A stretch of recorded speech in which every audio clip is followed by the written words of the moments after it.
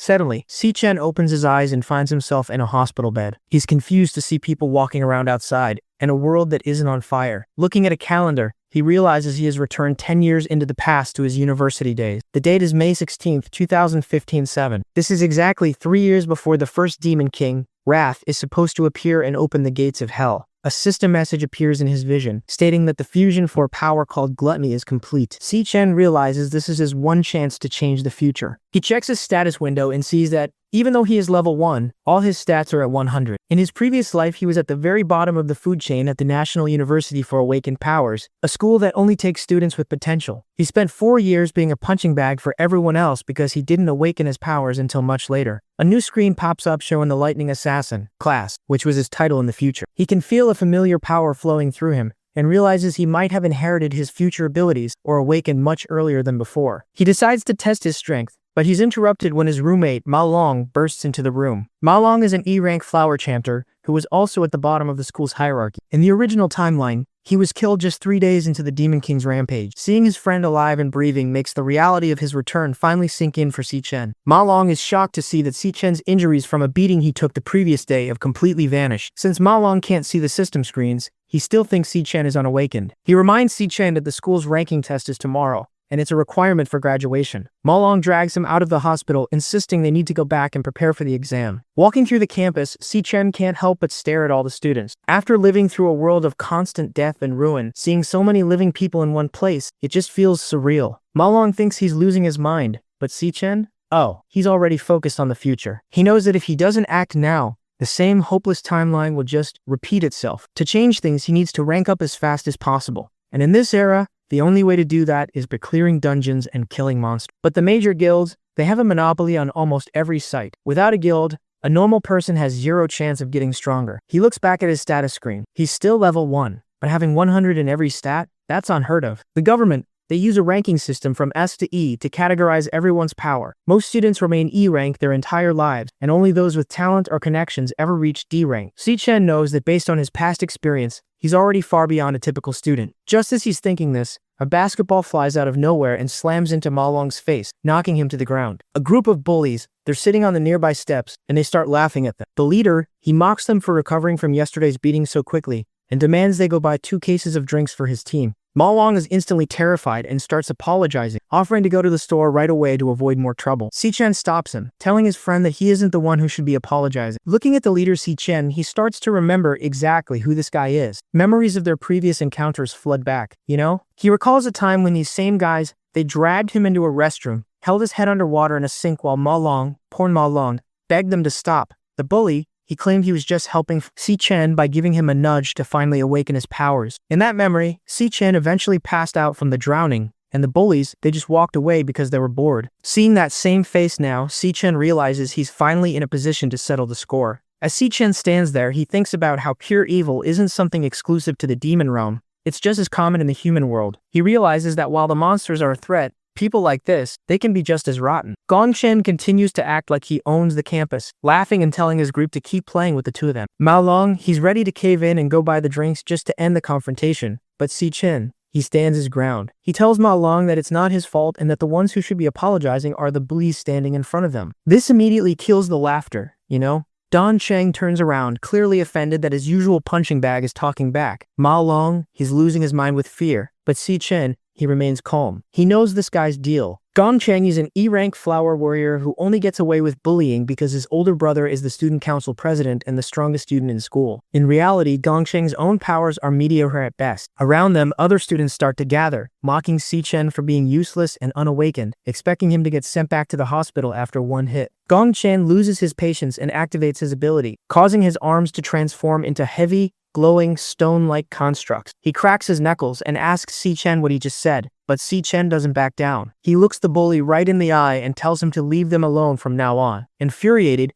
Gongchen swings a massive, powered-up punch, intending to teach Si-Chen another lesson. The impact creates a massive shockwave, but the result isn't what anyone expected. Si-Chen blocks the heavy blow with one arm as if it were nothing. Gong-Cheng recoils in pain, clutching his own arm, while the surrounding students stand there in total shock. They can't understand how the weakest guy in school just neutralized a powered attack from an awakened student with zero effort. Gong-Cheng hits the pavement hard, coughing up blood and struggling to catch his breath. He can't wrap his head around what just happened, so he tries to convince himself that he was just caught off guard by a sneak attack. He refuses to admit that he was simply overpowered. Meanwhile, the surrounding students, they're completely baffled, just staring at the visible lightning radiating from the guy they used to call a weakling. Frustrated and humiliated, Gong-Cheng starts screaming at his friends. He demands to know why they're just standing there watching instead of jumping in to help him. He wants them to back him up and put an end to this, but his crew is too paralyzed by what they just witnessed to move a muscle. They've never seen Si-Chen act like this, and the sheer pressure coming off him is enough to keep everyone in place. Gong-Chen loses his mind and charges at Si-Chen, screaming that he's gonna kill him. Si-Chen doesn't even flinch. He catches the bully's massive fist with one hand and tells him that he's pathetic. With a single lightning-infused punch, Si-Chen sends Gong-Chen flying across the area. The impact is so hard, it leaves Gong-Chen unconscious and bleeding against a concrete wall. Everyone watching is paralyzed with fear,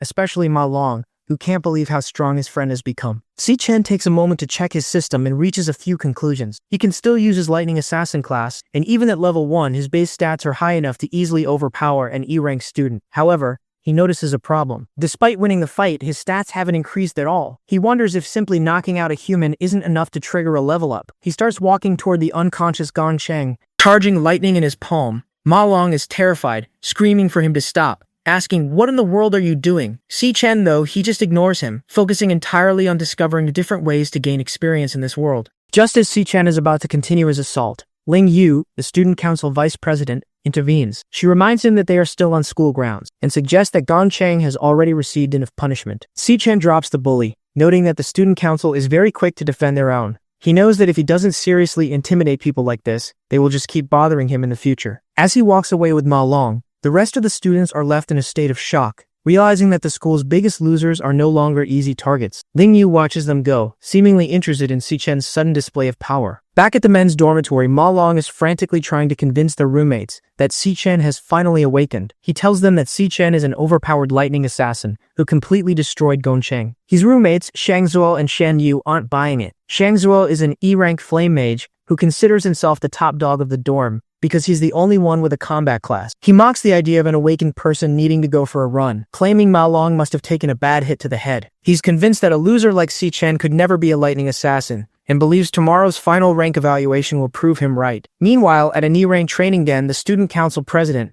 Gong Ting, finishes his workout. He is met by his brother, Gong-Cheng, who's now covered in bandages and just crying for help. Gong-Cheng claims that Si-Chen humiliated him in front of everyone and showed no respect for his brother's position. Gong Ting calmly tells him that he will take care of the situation. Later, while having a lavish dinner with Ling Yu, they discuss the academy's power structure. Ling Yu mentions that there are fewer than 10 D-rank students in the entire school, and that Gong Ting has already recruited all of them. She notes that ordinary students have zero chance of getting stronger because they don't have access to monster dungeons like the student council does. While the elites are busy having dinner, Si-Chen is out in the middle of a rainstorm. He's running 20 kilometers while carrying a 100 kilohertz load. He knows that even with his special system, basic physical training is the only way to build a foundation solid enough to handle high-level powers. He isn't worried about the opinions of his roommates or the threats from the student council. His only focus is pushing his body to the absolute limit to prepare for the ranking test and the chaos that is scheduled to begin in 3 years. An awakener's potential is directly linked to their physical strength. Si-Chen knows that only a powerful body can handle the true limits of a high-level class, so he pushes through his training in the pouring rain.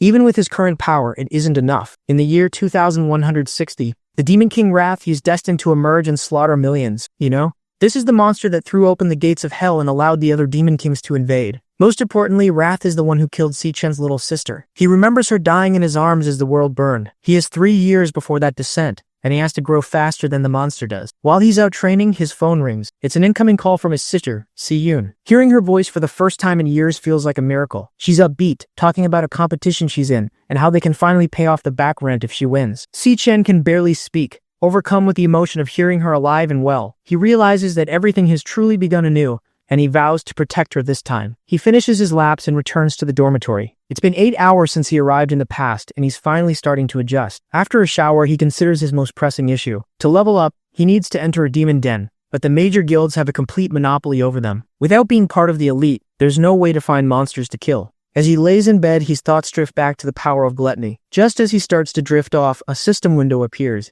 initializing a process. Suddenly, his consciousness is pulled into a void. He wakes up standing in a sea of red water, staring at a massive, dark tower stretching into a purple sky. He was just in his bed a second ago, and now he's in a place he's never seen before. Si-Chen stands in a strange world of red water, staring up at a massive dark tower. He realizes he's somehow inside a monster dungeon. Suddenly, several E-rank monsters called Gravebounds emerge from the water. Even though he's confused, he doesn't waste any time. He switches to his Lightning Assassin class and starts clearing them out. He notices that killing these monsters actually grants him experience points and loot, something he couldn't get from fighting the bullies at school. Dealing with these weak monsters is a walk in the park for him. Within a few moments, he hits level 2 and then level 3. His status window shows that every stat has increased by 5 points. This is exactly what he needed, a private place to train where the guilds can't stop him. However, a new system message pops up over a dead monster labeled Devourer. He decides to test it out. As he activates the skill, the monster's corpse is absorbed into a glowing light and transforms into a card.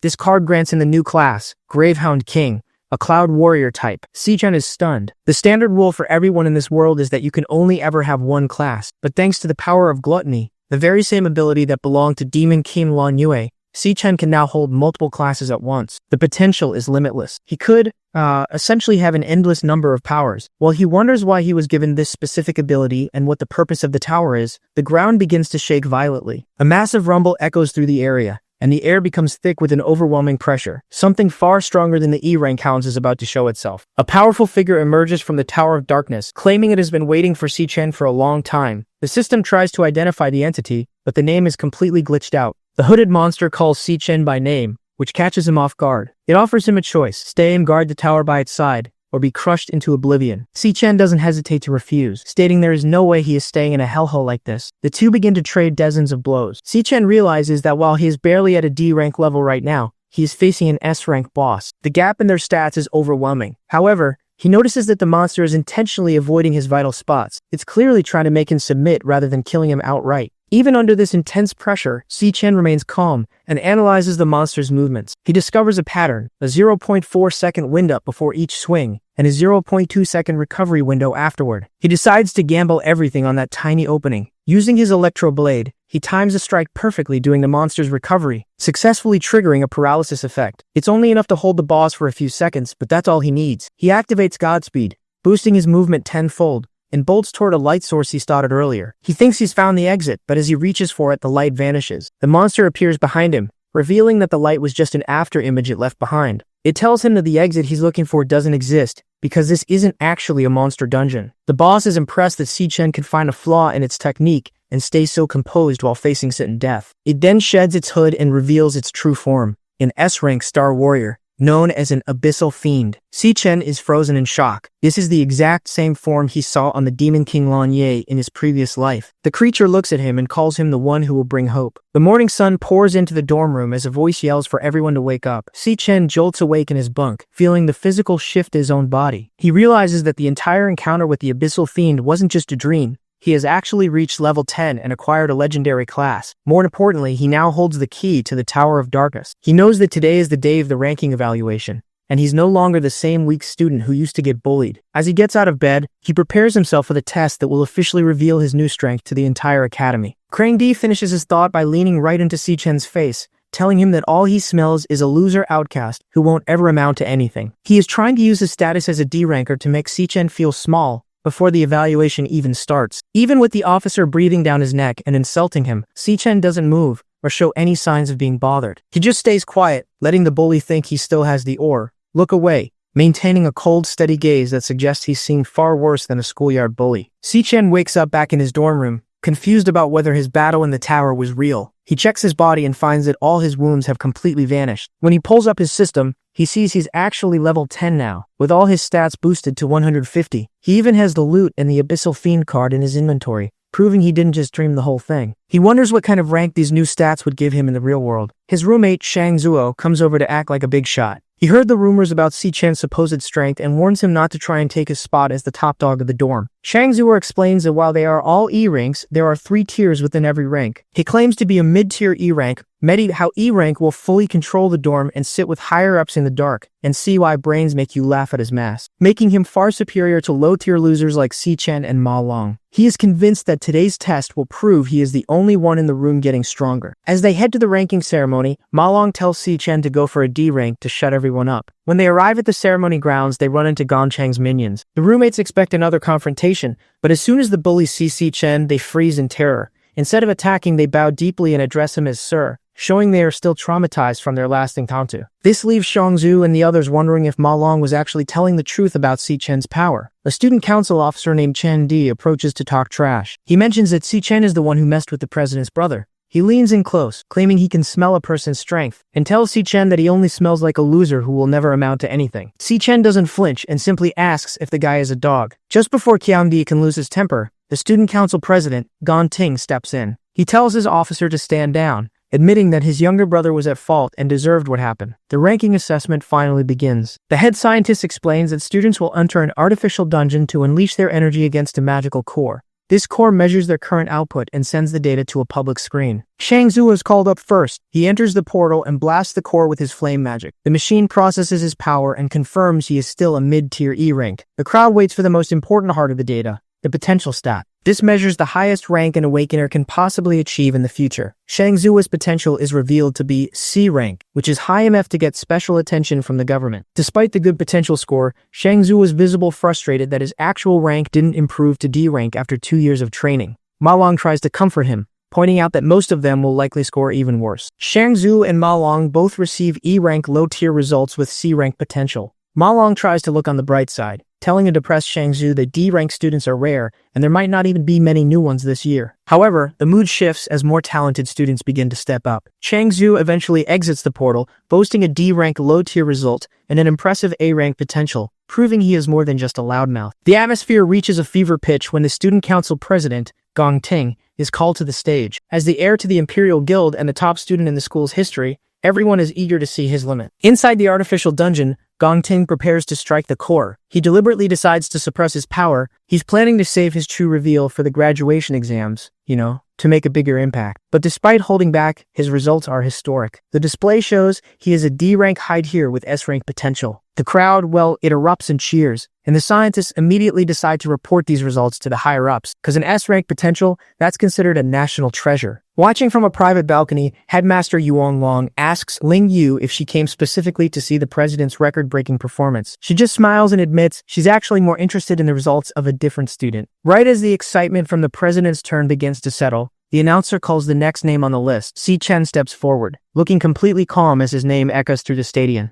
Qiang Di, he mocks the group, calling them, a dorm full of E-rank losers who will just humiliate themselves at the graduation exam. Ma Long shouts back, telling the officer to wait, cause Si Chen, he'll make him eat his words. Si Chen enters the assessment portal while the roommates and student council members watch. Inside the chamber, Si Chen, he faces the magical core, a biological device used to measure energy. Joining a top guild, like the Imperial Guild, is the only way to have a successful future, and the upcoming graduation combat exam, that's the best place to prove one's worth. The exam uses 10-man teams, and the winning team, they get recruited by the Imperial Guild immediately. Qiang Di introduces a new D-rank member to Gong Ting, completing their elite 10-person squad. They're confident they have the strongest team, while Si Chen's group, it's viewed as the weakest. Outside, everyone waits for Si Chen's results. As time passes with no data, students start to leave, assuming he's too weak to even register a rank. Gong Ting prepares to head out as well, but then, the screen begins to flicker. Suddenly, it displays a D-rank, high-tier result. Ma Long, he celebrates wildly, while Gong Ting and his officers look on in disbelief. Inside, the system alerts Si Chen of an abnormality. He realizes his level 10 base stats are already equal to a high-tier D-rank, without using a class. He decides to switch to his weakest class, the Gravehound King, just to see what happens. The screen outside updates again, jumping to C-rank mid-tier. The crowd, they go into a frenzy, unable to understand how his rank is rising. Gong Ting, he's confused, and the scientists, they assume the machine's having a system error. Si Chen, he decides to test his full power, and he switches to the Abyssal Fiend class. This causes the core to react violently, sending a massive purple vortex into the sky above the university. Everyone looks up in terror at the phenomenon. The screen starts flashing warnings because the potential rank it exceeds the system's maximum bounds. Seconds later, the magical core explodes, sending a shockwave right through the stadium. The scientists they rush inside to find the core is shriveled up and, well, died. Si-Chen stands there, realizing he pushed the device too far. However, he uses his gluttony power to devour the remains of the core. He successfully acquires an A-rank skill called Delicate Magical Core, which allows him to see the ranks and threat levels of everyone within 100 meters. He tests it immediately and sees that Gong Ting is actually a C-rank high tier who has been hiding his true strength. The scientists announce that the day's testing is suspended and Si-Chen's data was likely corrupted. As the roommates try to take Si-Chen back to the dorm, Kyung-di blocks their path. He screams at Si-Chen, accusing him of breaking the machine and wasting the student council's time. Si-Chen begins to charge as lightning, thinking about taking the officer out. But Gong Ting, he stops the fight. The president, he tells Cheon-di to be respectful to their new teammate. He offers his hand to Si-Chen, inviting him to join his squad for the graduation combat exam, so they can achieve the highest score in the school's history. Gong Ting, he shocks everyone by personally inviting Si-Chen to join his elite squad. The surrounding students, they can't believe it. And Chang-di is especially bitter. He realizes that if Si-Chen joins, someone will have to be kicked off the team. He can't understand what makes this guy so special, but since the president made the offer, he tries to act fake and welcoming. He puts a hand on Si-Chen's shoulder to welcome him to the team, but Si-Chen immediately slaps his hand away. He bluntly states that he's not interested. Cheong-di and Gong Ting, they're stunned by the total rejection. Si-Chen tells them they're too loud and warns them never to bother him again as he walks away. This sends Cheong-di into a literal fire-breathing rage, while the other students gossip about how much guts it took to reject the student council president. They realize that with a C-rank assessment, Si-Chen must be aiming for first place on his own. Gong Ting keeps his cool, telling his team that it isn't a problem and that Si-Chen clearly has his own plans. Watching from the balcony, the headmaster is disappointed that the two didn't team up to set a new school record. Ling Yu, however, finds it much more interesting. She views the rejection as a declaration of war, noting that while Gong Ting was born with a silver spoon, he's definitely not a pushover. Back on the field, Gong Ting wonders if the assessment results were actually accurate. He vows that no matter what, he won't let anyone take the top spot from him. Chang-di tries to suck up to him, offering to teach Si-Chen a lesson, but Gong Ting shuts him down, acting like he's above being petty. Gong Ting tells the team to go to karaoke without him, but as he leaves, he tells Chang-di that whatever he decides to do has nothing to do with him. Chang-di catches the hint. The president is giving him a silent green light to attack. 10 minutes later, Chang-di's goons report that Si-Chen has left the campus to go home without even eating. Chang-di thinks the timing is perfect because off-campus anything goes. As Si-Chen walks through the city, he thinks back to the ruined future. In his past life, a top guild encountered a monster in the Holy Land that was stronger than anything they had ever seen.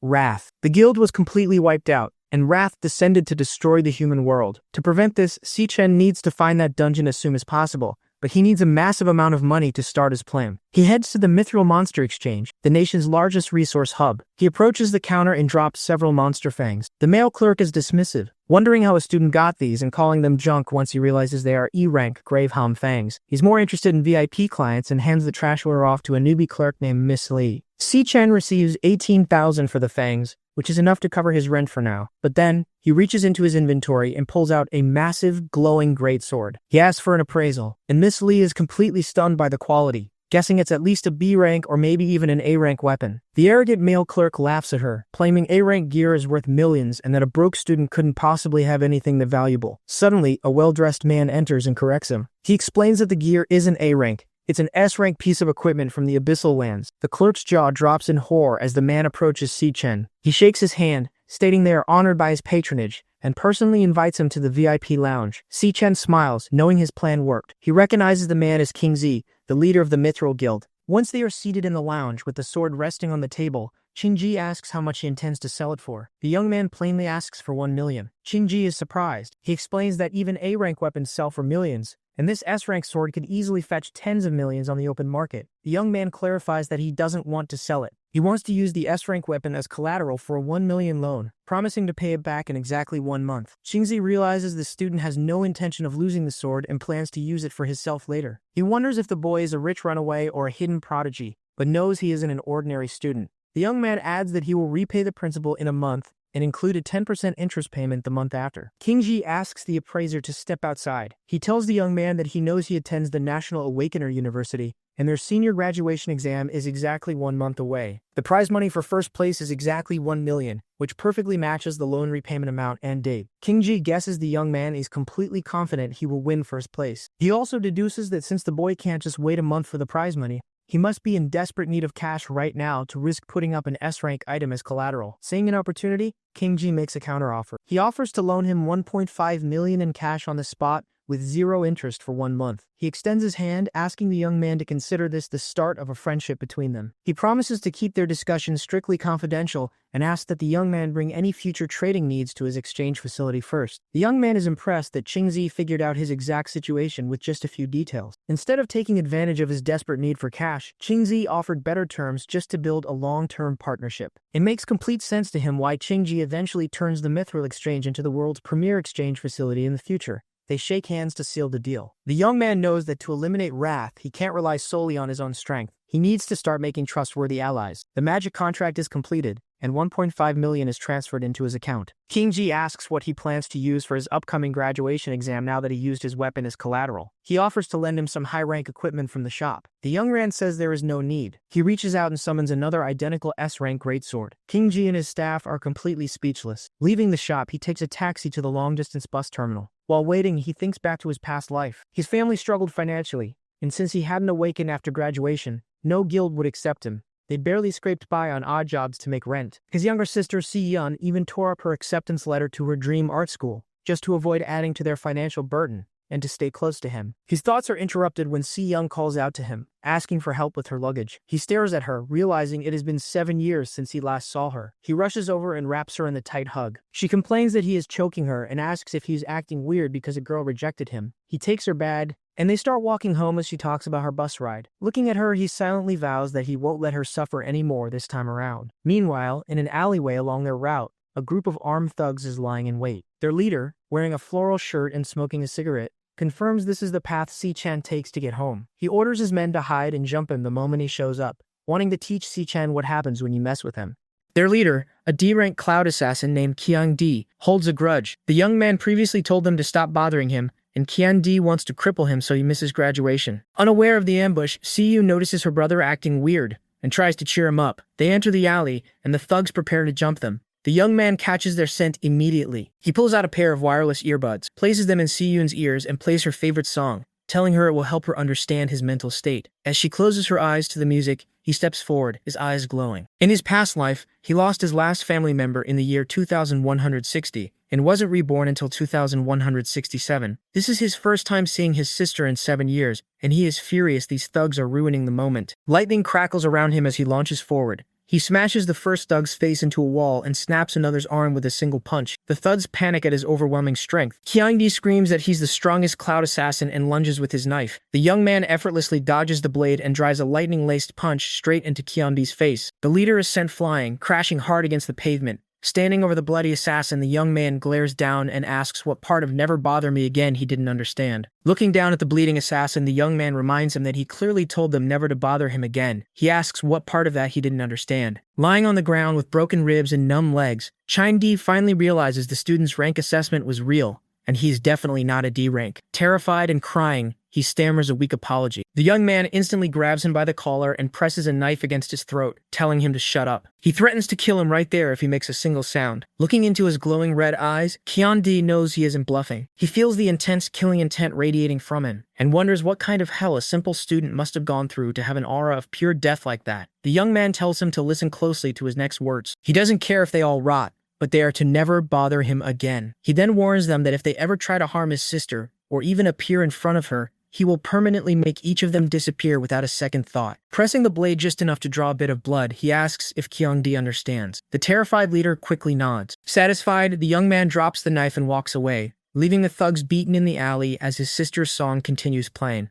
As Si-Yun listens to the song, tears start falling down her face. The lyrics are incredibly sad and lonely. She wonders what her brother has been through to relate to something like this, feeling like he has lived through a lot even though they've only been apart for a few days. She thinks about how she's always been by his side and wipes her tears, telling him he's taking his lonely joke a little too far. He suddenly hands her a red box. Inside is a golden pen. She immediately recognizes it as the latest magic holographic pen from Dragco, an item that costs over 10 grand. Completely shocked, she asks where he got the money for it. Watching her, he thinks back to his past life where he failed to protect her in her dreams. He silently vows to protect everything about her this time around. Si-Yu nervously suggests returning the pen, claiming it's way too expensive and that she doesn't even like it that much. But she chests it out anyway, drawing a glowing pink fish in the empty air. She is amazed that it actually works. He just smiles and tells her she can use it as long as she likes it. Later, they sit at home eating bowls of noodles. He praises her cooking, but Siyun brings up their living situation. She scolds him for throwing money away on a pen when they still need to pay rent. He casually replies that he already paid this year's rent in full. Siyun is stunned. He quickly makes up an excuse, saying he started a small business with a friend and made some good money. Siyun knows he's a terrible liar. She realizes he is being highly suspicious and is definitely keeping secrets from her now. But as she looks over at him, she sees his bright, genuine smile. She realizes it has been ages since she saw him look that happy. At a large aquarium, the university's director of career services, Gong Swan, talks to a student named Gong Ting. Gong Swan confirms that Si Chen is officially a C rank and is the only student in the school ranked higher than Gong Ting. He warns Gong Ting that his father invited the vice chairman of the alliance to watch the graduation exam, so he can't let anyone steal the spotlight. If things go wrong, Gong Swan suggests having Si Chen fill a vacancy on Gong Ting's team. Gong Ting refuses, calling Si Chen a deadbeat. Gong Swan points out that Si Chen recently beat Kang Di so badly that over 60% of his body was fractured and won't heal in time for the exam. Gong Ting still doesn't care. He believes Si Chen already showed his full abilities during the ranking assessment. He vows to show everyone who the strongest really is during the combat exam. At 11 p.m. in the men's dormitory, Si Chen takes a shower after finishing a 100-kilometer weighted run. With his money issues solved, he is ready to focus on his real plan after graduation. His next step is to win the 1 million prize money to pay back his loan from Chinji, knowing he will need him for future deals. Lying in bed, Si Chen notes he has less than a month before the exam and needs to level up a few more times. A loading bar appears in his vision, and the glutton system initiates. Walking up the steps of a massive red tower, he checks his system stats. His weakest class, Gravehound King, is officially assessed as a C rank. His strongest class, Abyssal Fiend, doesn't display a rank because its potential exceeds the system's maximum bounds. While it is an S-rank class, he can't use its full potential yet, and doesn't know exactly how much more power it holds. He also notes that the ranks of his 2 remaining classes are currently unknown. To test his limits, he pulls out an SSS-Rank item called the Time Rift Key. The system describes it as the only key capable of unlocking the gates to the Tower of Darkness. He uses the key and the large stone doors rumble open, revealing a swirling purple portal. Wondering what is waiting for him inside, he steps through the vortex. As he arrives, he looks around in surprise, trying to make sense of his new surroundings. He steps out into the fallen star wastes and immediately drops to his knees. The surface gravity here is insanely high, roughly 10 times normal. The door behind him vanishes. To reopen it, he figures he has to kill the floor's boss. Right now, he can only use about 30% of his strength in this environment. A B-rank monster called the Phantom Lion appears. He quickly switches to his Lightning Assassin class and summons an electric blade. When the lion lunges, he tries to counter with a vital hit to paralyze it, but his attack misses completely. The extreme gravity makes his body feel incredibly heavy, severely impacting his speed and precision. The assassin class is virtually useless here. The lion easily tackles him to the ground. Realizing he needs a different approach to deal with the monster's strength, he switches classes again, this time to the Purgatory Rakshasa. As a warrior class, it gives him massive bonuses to his strength and stamina. Using his new stats, he effortlessly punches the lion off of him. He then activates his gravity manipulation skill, stacking gravity on his fist to the absolute max to increase his downward impact force. His power surges as the gravity multiplier climbs rapidly to 200, 400, and then 600%. With gravity stacked to 600%, his punch is amplified 60 times. He slams the Phantom Lion into the ground, destroying it. He catches his breath as the system awards him 12,000 XP, bringing him to level 11. Checking his stats, he notes that every star on a class card represents a stat multiplier. His Purgatory Rakshasa class has 11 stars, providing a higher overall amplification than his 9-star Lightning Assassin class. Still, it took everything he had just to beat a single B-rank monster, meaning neither class has broken past the B-rank limit yet. He then notices the system didn't give him a Devourer prompt for the lion, and the exit gate hasn't appeared. Looking up, a large black portal opens in the sky. Glowing eyes appear inside the void. He realizes the real 4 boss hasn't even shown up yet. Several more Phantom Lions jump out of the portal. The monster he just used all his strength to kill was just a basic mob. The lions lunge at him, slashing across his chest. As they attack, he finally understands the Purgatory Rakshasa's warning. The open door brings endless pain, but he has to endure and conquer it all. Suddenly, Si Chen gasps and sits up in bed, waking up from the simulation in a cold sweat. Si Chen wakes up in a cold sweat in his dorm room. The feeling of his muscles tearing and skin separating from the bone in the simulation felt completely real. He knows there are no shortcuts to getting stronger,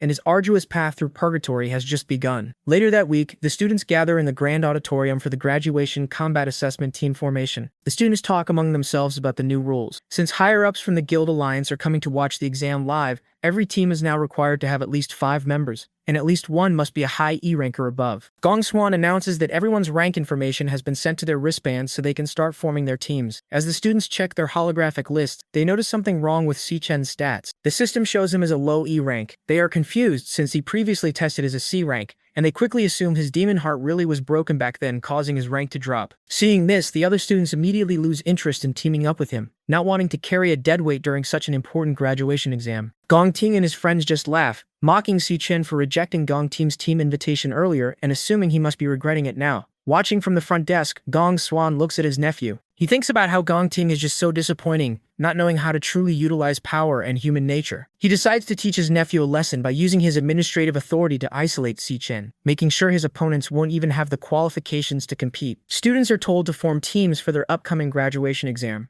Everyone rushes to join the student council president, Gong Ting, because being on his team practically guarantees a good career. Meanwhile, Si-Chen and his roommates are struggling. To even enter the exam, they need a 5-person team with at least one high-tier E-rank member. Currently, they only have 4 people. Si-Chen's rank has been listed as low-tier E-rank, putting him at the very bottom of the school. He knows the graduation scores based on performance in a monster dungeon where the number of enemies scales with team size. Having more teammates doesn't automatically mean a better score. Quality matters more. Si-Chen suspects the director of career services, Gong Swan, tampered with his records. Gong Swan shares a name with the president and likely lowered Si-Chen's rank so no one would want to team up with him. One of their roommates, Shang Zuo, is a mid-tier E rank. Another group tries to recruit him, calling the rest of the dorm trash. Shang Zuo refuses to abandon his friends, even if it means missing the exam. Si-Chen realizes they're being targeted and decides to take matters into his own hands. A system notification appears, confirming a class change is complete. Awe surges through him as his appearance shifts. He decides to take advantage of the university's tradition that allows 1v1 challenges at any time. His plan is simple: defeat Gong Ting in front of everyone to prove his strength. Once he shows his true power, he expects high-ranking students will want to join his team. Just as he prepares to make his move, a girl enters the room. She achieved D rank back in middle school and asks to join their team, promising she won't be a burden. The girl, Ling Yu, wants to join Si-Chen's team, but the director of career services, Gong Swan, tries to stop her. He claims that as an exchange student she's ineligible and lacks an official rank assessment. Just then, the principal arrives, surprising everyone with what looks like teleportation. Si-Chen can't even see his or Ling Yu's ranks. The principal tells Ling Yu it's better if she stays out of this, but then starts talking about the school's duty to its students. Fearing the principal knows about his rule tampering, Gong Swan quickly changes his tune. He declares that any team can join, even if they have fewer than 5 members or low ranks. Si-Chen's roommates are thrilled. They form their team and name Si-Chen as the captain. The principal watches with interest, wondering how this underdog group will perform compared to Gong Ting's elite squad. As captains start picking dungeons, Si-Chen doesn't hesitate. He submits his choice immediately, catching everyone off guard. The entire room erupts in shock. His roommates are in a complete panic, screaming at him to undo the selection. They can't believe he chose such a dangerous dungeon, but Si-Chen just stares ahead, completely unfazed. The graduation battle examination marks the first time students form teams to enter a real dungeon. They earn credit by defeating mobs and monster wards. The scoring system is straightforward. 10 points for a full clear, 20 points for slaying the boss, and another 20 for finishing within an hour. Different dungeon ranks have different multipliers. An F-rank dungeon offers a max score of 75 points, while an E-rank offers 100. The rewards are life-changing. Every member of the highest-scoring team gets an offer from the Imperial Guild. The class MVP is appointed to a management position within that guild and receives a prize of 1 million yuan. Historically, the highest score ever recorded was 90 points, set by a genius who now leads the Imperial Guild. In the lecture hall, students discuss their strategies. An E-rank dungeon is considered very tough, requiring at least 3 D-rank students to even stand a chance. Most expect Gong Ting's talented team to be the ones to challenge the all-time high record. Suddenly, a notification pings. A team has already submitted their choice. It's Si-Chen's team, and they selected a D-rank dungeon. The room falls into a state of shock. No student has ever beaten a D-rank dungeon before. Si-Chen's teammates are losing their minds, asking if he's gone crazy or just pressed the wrong button. Si-Chen remains completely calm, simply stating that he has thought this through. Moments later, another notification sounds. Gong Ting's team has also selected a D-rank dungeon, deciding to match the challenge. The other students start whispering and laughing at Si-Chen. They assume his team is just acting tough for attention because they're likely to finish in last place anyway. They predict the team will fall apart before the exam even starts. Si-Chen's friend with the glasses is terrified but notices a powerful aura coming from Si-Chen. He realizes Si-Chen is no longer the person who used to lean on him for everything. Despite his fear, the friend hits the confirm button, promising to stick with Si-Chen until the very end. The final teammate is frustrated and calls the situation psychotic, but he eventually gives in. He figures they are graduating soon anyway, so they might as well go all out. With everyone's confirmation, Si-Chen's team is officially locked into the D-rank dungeon. Si-Chen and his 3 roommates have officially formed their team, but the tension in the room is high. He apologizes to his friends for his reckless choice, admitting he picked the D-rank dungeon specifically to aim for the MVP title. The stakes are huge, because the class MVP gets a direct management position in the Imperial Guild and a 1 million yuan prize. Dan Ting is visibly rattled by the move, something Ling Yu knows has never happened before. The principal and Ling Yu discuss the extreme risk. While the D-rank dungeon offers a massive score multiplier, the difficulty is several times higher than what students usually handle. Ling Yu points out that even a C-rank awakener would find it impossible to solo. With only a month left, most teams are staying in the combat simulation rooms to practice their elemental abilities against digital monsters. Si-Chen decides to ignore the simulators entirely. Instead, he forces his roommates into a brutal physical training schedule, involving dodgeball, sprints, and shuttle runs. They complain that this isn't a triathlon, but Si-Chen explains his reasoning. Simulations are just theory. In a real dungeon, fear takes over, and instincts are what matter most. He is training their endurance and reaction speed, so they can survive when their powers aren't enough. He reminds his team that nobodies, like them, don't have the status or privilege to train in real dungeons like the elite students do. The graduation exam is their only chance to break through the social barrier and surpass those born into power. He is determined to fulfill his promise to them and get them into the Imperial Guild. Staring down the path ahead, Si-Chen tells his team they will absolutely win. The live stream of the examination is about to begin. A total of 184 students are participating, divided into 28 teams. The vast majority of them chose the safest route, with 23 teams selecting the F-rank dungeon. 3 teams decided on the E-rank dungeon, and only 2 teams were bold enough to pick the D-rank dungeon. Sigrid, the Secretary General of the Global Guild Federation, finds this concerning. She points out that D-rank dungeons are considered dangerous even for professional hunters and asks if the school properly warned the students. The Director of Career Services assures her that everything was explained beforehand. He mentions that most students are currently E-rank with little real-world experience, so sticking to an F-rank dungeon is usually the most sensible choice for them. Before the team can even process that they're still alive, Si-Chen moves. He doesn't give the monsters a chance to regroup for a second dive. In a literal flash of lightning, he intercepts the attackers mid-air. His roommates can barely keep track of what's happening. When the snow settles, they see 3 dead Wraithwind monkeys lying on the ground. Shang Zhu is completely stunned, realizing that Si-Chen just soloed 3 D-rank monsters in an instant. While the officials watching the livestream expect them to drop out any second, Si-Chen is already proving that he's on an entirely different level than his E-rank status suggests.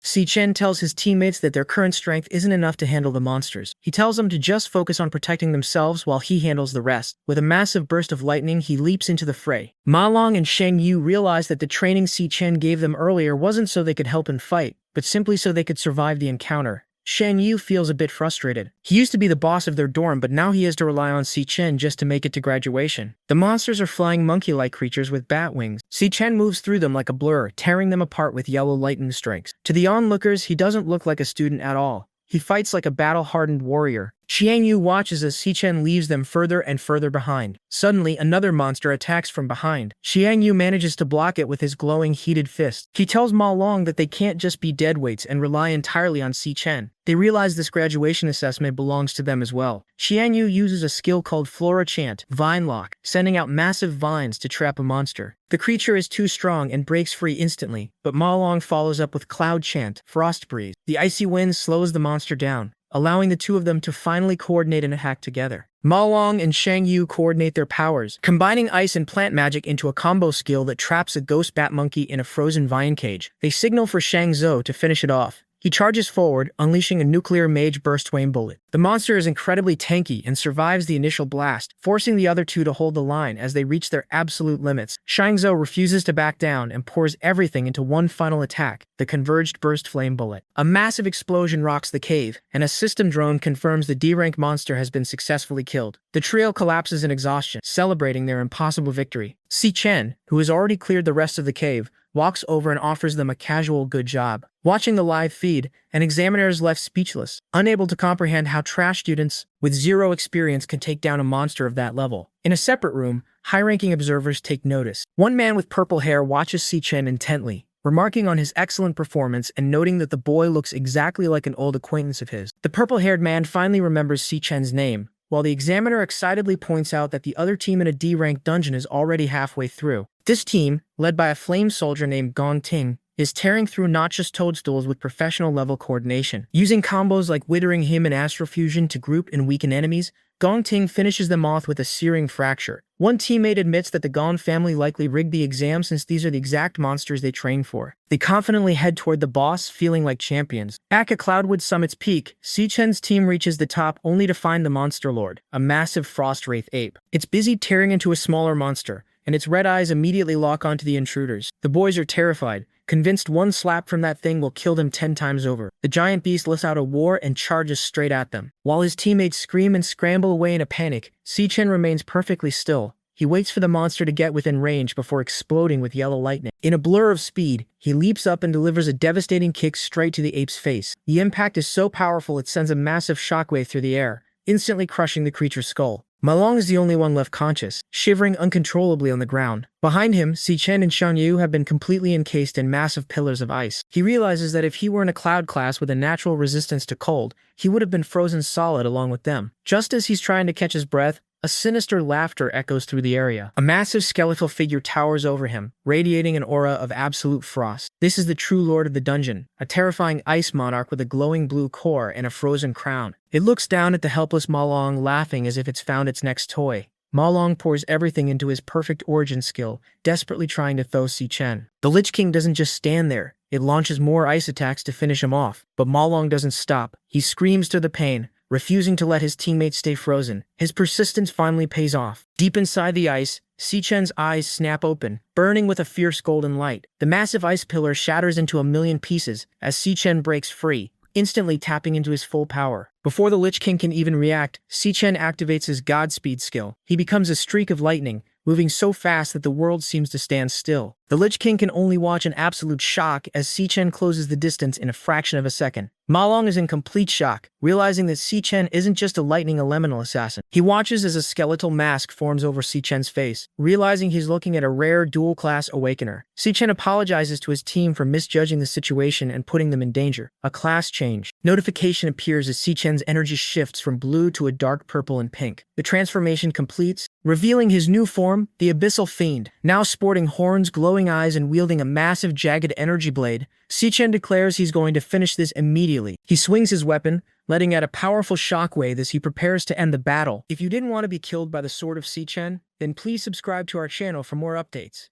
Now, move to our story. Si Chen apologizes for misjudging the situation and putting the three of them in danger. A system window appears, loading a class change. He clenches his fist, declaring that the danger ends now. The system confirms your class change is complete, shifting him to a level 16 Abyssal Fiend. He summons a massive, glowing, jagged sword and says he will finish this right away. The guy in glasses watches in shock. Normally, Awakeners can only get one class. There is a 1 in 10 million chance for someone to awaken two, making them an extremely rare dual classer. There are less than 10 of them in the world, and every guild fights to recruit them. But as the glasses guy looks on, he realizes Si Chen doesn't just have two. He's seen him use lightning, then ice, and now this dark energy. Si Chen actually has 3 classes. System notifications pop up, showing Si Chen's strength and stamina maxing out. He charges forward and unleashes a heavy slash. The glasses guy feels the shockwave and notices the monster's crushing aura is completely suppressed under Si Chen's attack. The giant skeleton screams. Si Chen's system activates triple calamity overload mode. He strikes the monster and completely shatters its skull. Si Chen lands smoothly.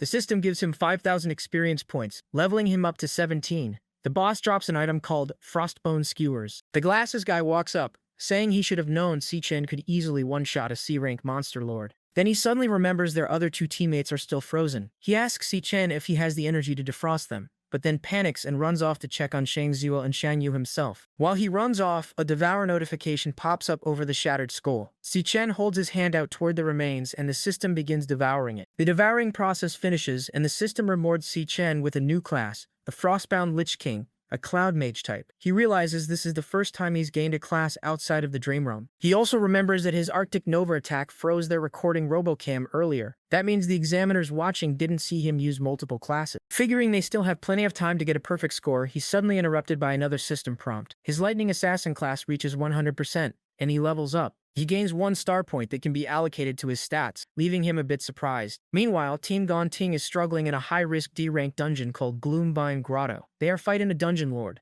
a giant man-eater plant. One teammate tries to hold the beast back with glowing purple chains while an archer shoots lightning arrows at it. The archer complains that the monster is too tanky and his attacks aren't doing any damage. The giant plant easily breaks free from the chains and swats the team away. Panicking, they realize they never faced anything this strong in training, and put all their hopes on Gongting. Gongting stands back while 3 of his teammates cast magic circles to buff him. Once his stamina, strength, and elemental power max out, he declares he has enough power. Covered in flames, he dashes at the monster and leaps high into the air. He brings his flaming sword down, telling the beast to split. Using his Flame Soldier class skill, Sorrow Blade Burst, he unleashes a massive fiery explosion that completely wipes out the boss. His teammates cheer, calling him a legend as the Robocam announces their successful clear. They finished the D-rank dungeon in just 35 minutes. Because they cleared it in under an hour with a 3x difficulty multiplier, they earn a perfect score of 150 points. The team celebrates setting a brand new school record, while Gongting calmly sheaths his sword. Back in the waiting room, a few guys assume anyone returning this early must be trash who forfeited, since even a basic F-rank dungeon takes at least an hour. Seeing Si Chen and his teammates resting nearby,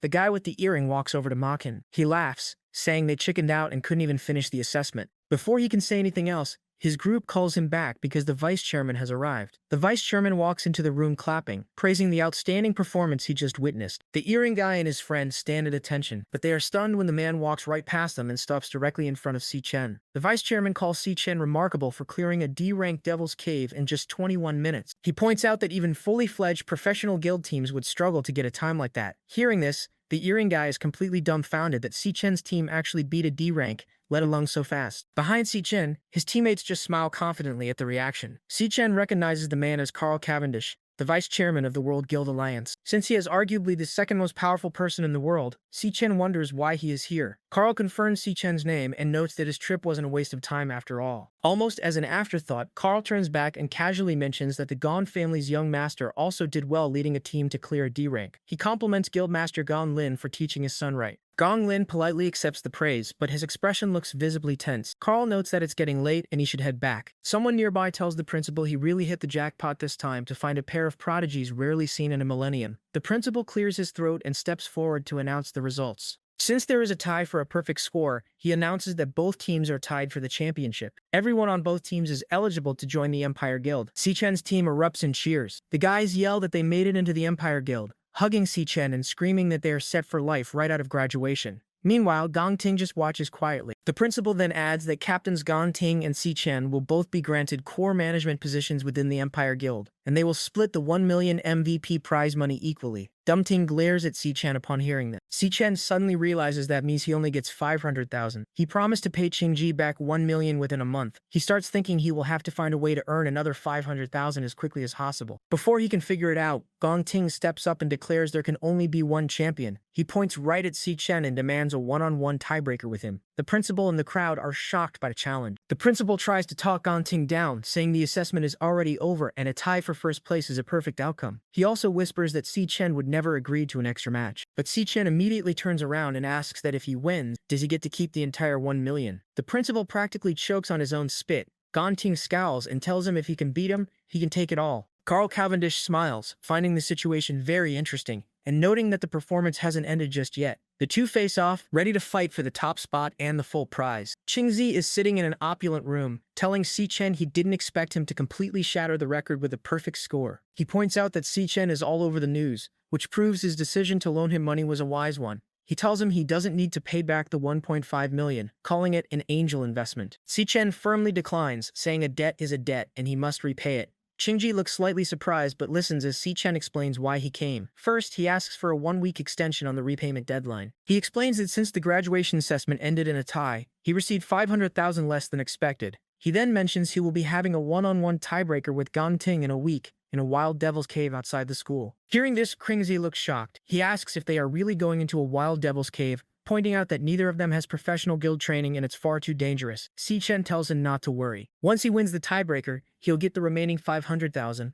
and will give Qingzi all the materials he gets from the cave as interest for the extension. Qingzi thinks to himself that Si Chen wasn't show any fear about the danger. Instead, he's only focused on his debt and interest. He takes a sip of water, noting that Si Chen truly is extraordinary. Then Si Chen mentions he has another, more important reason for coming today. At Qingshui Middle School, The final exams had just finished. A girl named Xiao Yun stretches and cheers that summer vacation is starting. She looks at her phone lock screen, which is a picture of her and Si Chen. She realizes today is his graduation assessment. 4 years ago, Si Chen showed her his admission letter to the National Awakener University. He was thrilled that they detected elemental potential in him. Xiao Yun asked if he would become an awakener just like their parents. He promised that he would join a top guild, make tons of money for them, and maybe even uncover the truth behind their parents' disappearance. She told him he was amazing and would definitely become a great awakener. But as time went on, Si Chen never awakened. He worked harder than anyone else after getting into the university, but in the end, he was the only one who failed. Xiao Yun thinks about how lonely he must have felt watching everyone else awaken while he didn't, but he never showed it to her. Her friend runs up to her, excitedly asking if she heard the news. She says the National Awakener University produced 2 genius graduates this year, who both led their teams to perfect scores. They even got praised by the vice chairman of the Guild Alliance. The friend says it's all over the news and then remembers that Xiao Yung's brother goes to that school. Xiao Yung looks down a bit sadly. Suddenly, a voice calls out to her. A guy with pink hair steps forward, saying good afternoon to Xiao Yung.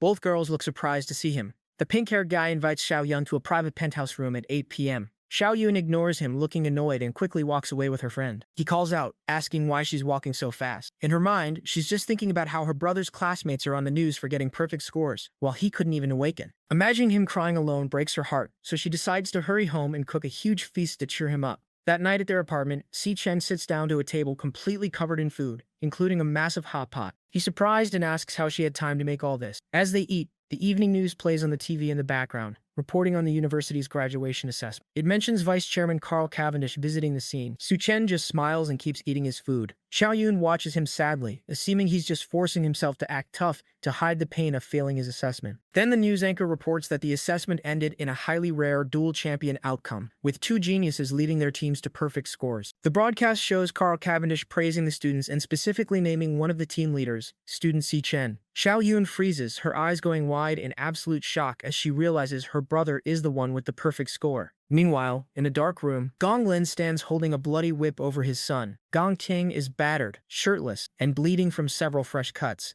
His father scolds him, saying he set up the stage and invited the audience, yet Gong Ting still botched the performance. He didn't win, and instead lost to some no-name brat. Dong Lin tells his son that from now on, he doesn't get to make his own decisions. He has already arranged everything for the combat tiebreaker in a week. Since Gong Ting couldn't get it done himself, his father is going to do it for him, by any means necessary, declaring that first place can only belong to the Gon family. The news broadcasts a report about the National Awakener University combat exam. 2 students led their teams to a perfect score. Vice Chairman Cavendish is on TV praising the results and giving special recognition to one student in particular, Si Chan. Watching the broadcast, a girl with braided hair freezes. She turns to the guy and asks if the Si Chan they just mentioned is him. Casually eating his meal at the table, Si Chan simply says yes and asks what about it. His sister drops her spoon in shock. She starts crying tears of joy, completely stunned that her own flesh and blood actually managed to pull off a perfect score. Si Chan just stares back at her calmly. Meanwhile, Vice Chairman Cavendish is enjoying premium Wagyu beef at a high-end restaurant. He asks his subordinate, Kite, for her report. She slides a top-secret file labeled The Glutton across the table. She reports that for the past year, the target hasn't left a single footprint behind. Cavendish figures it might already know they are watching and tells her to eat. But Kite brings up one more thing.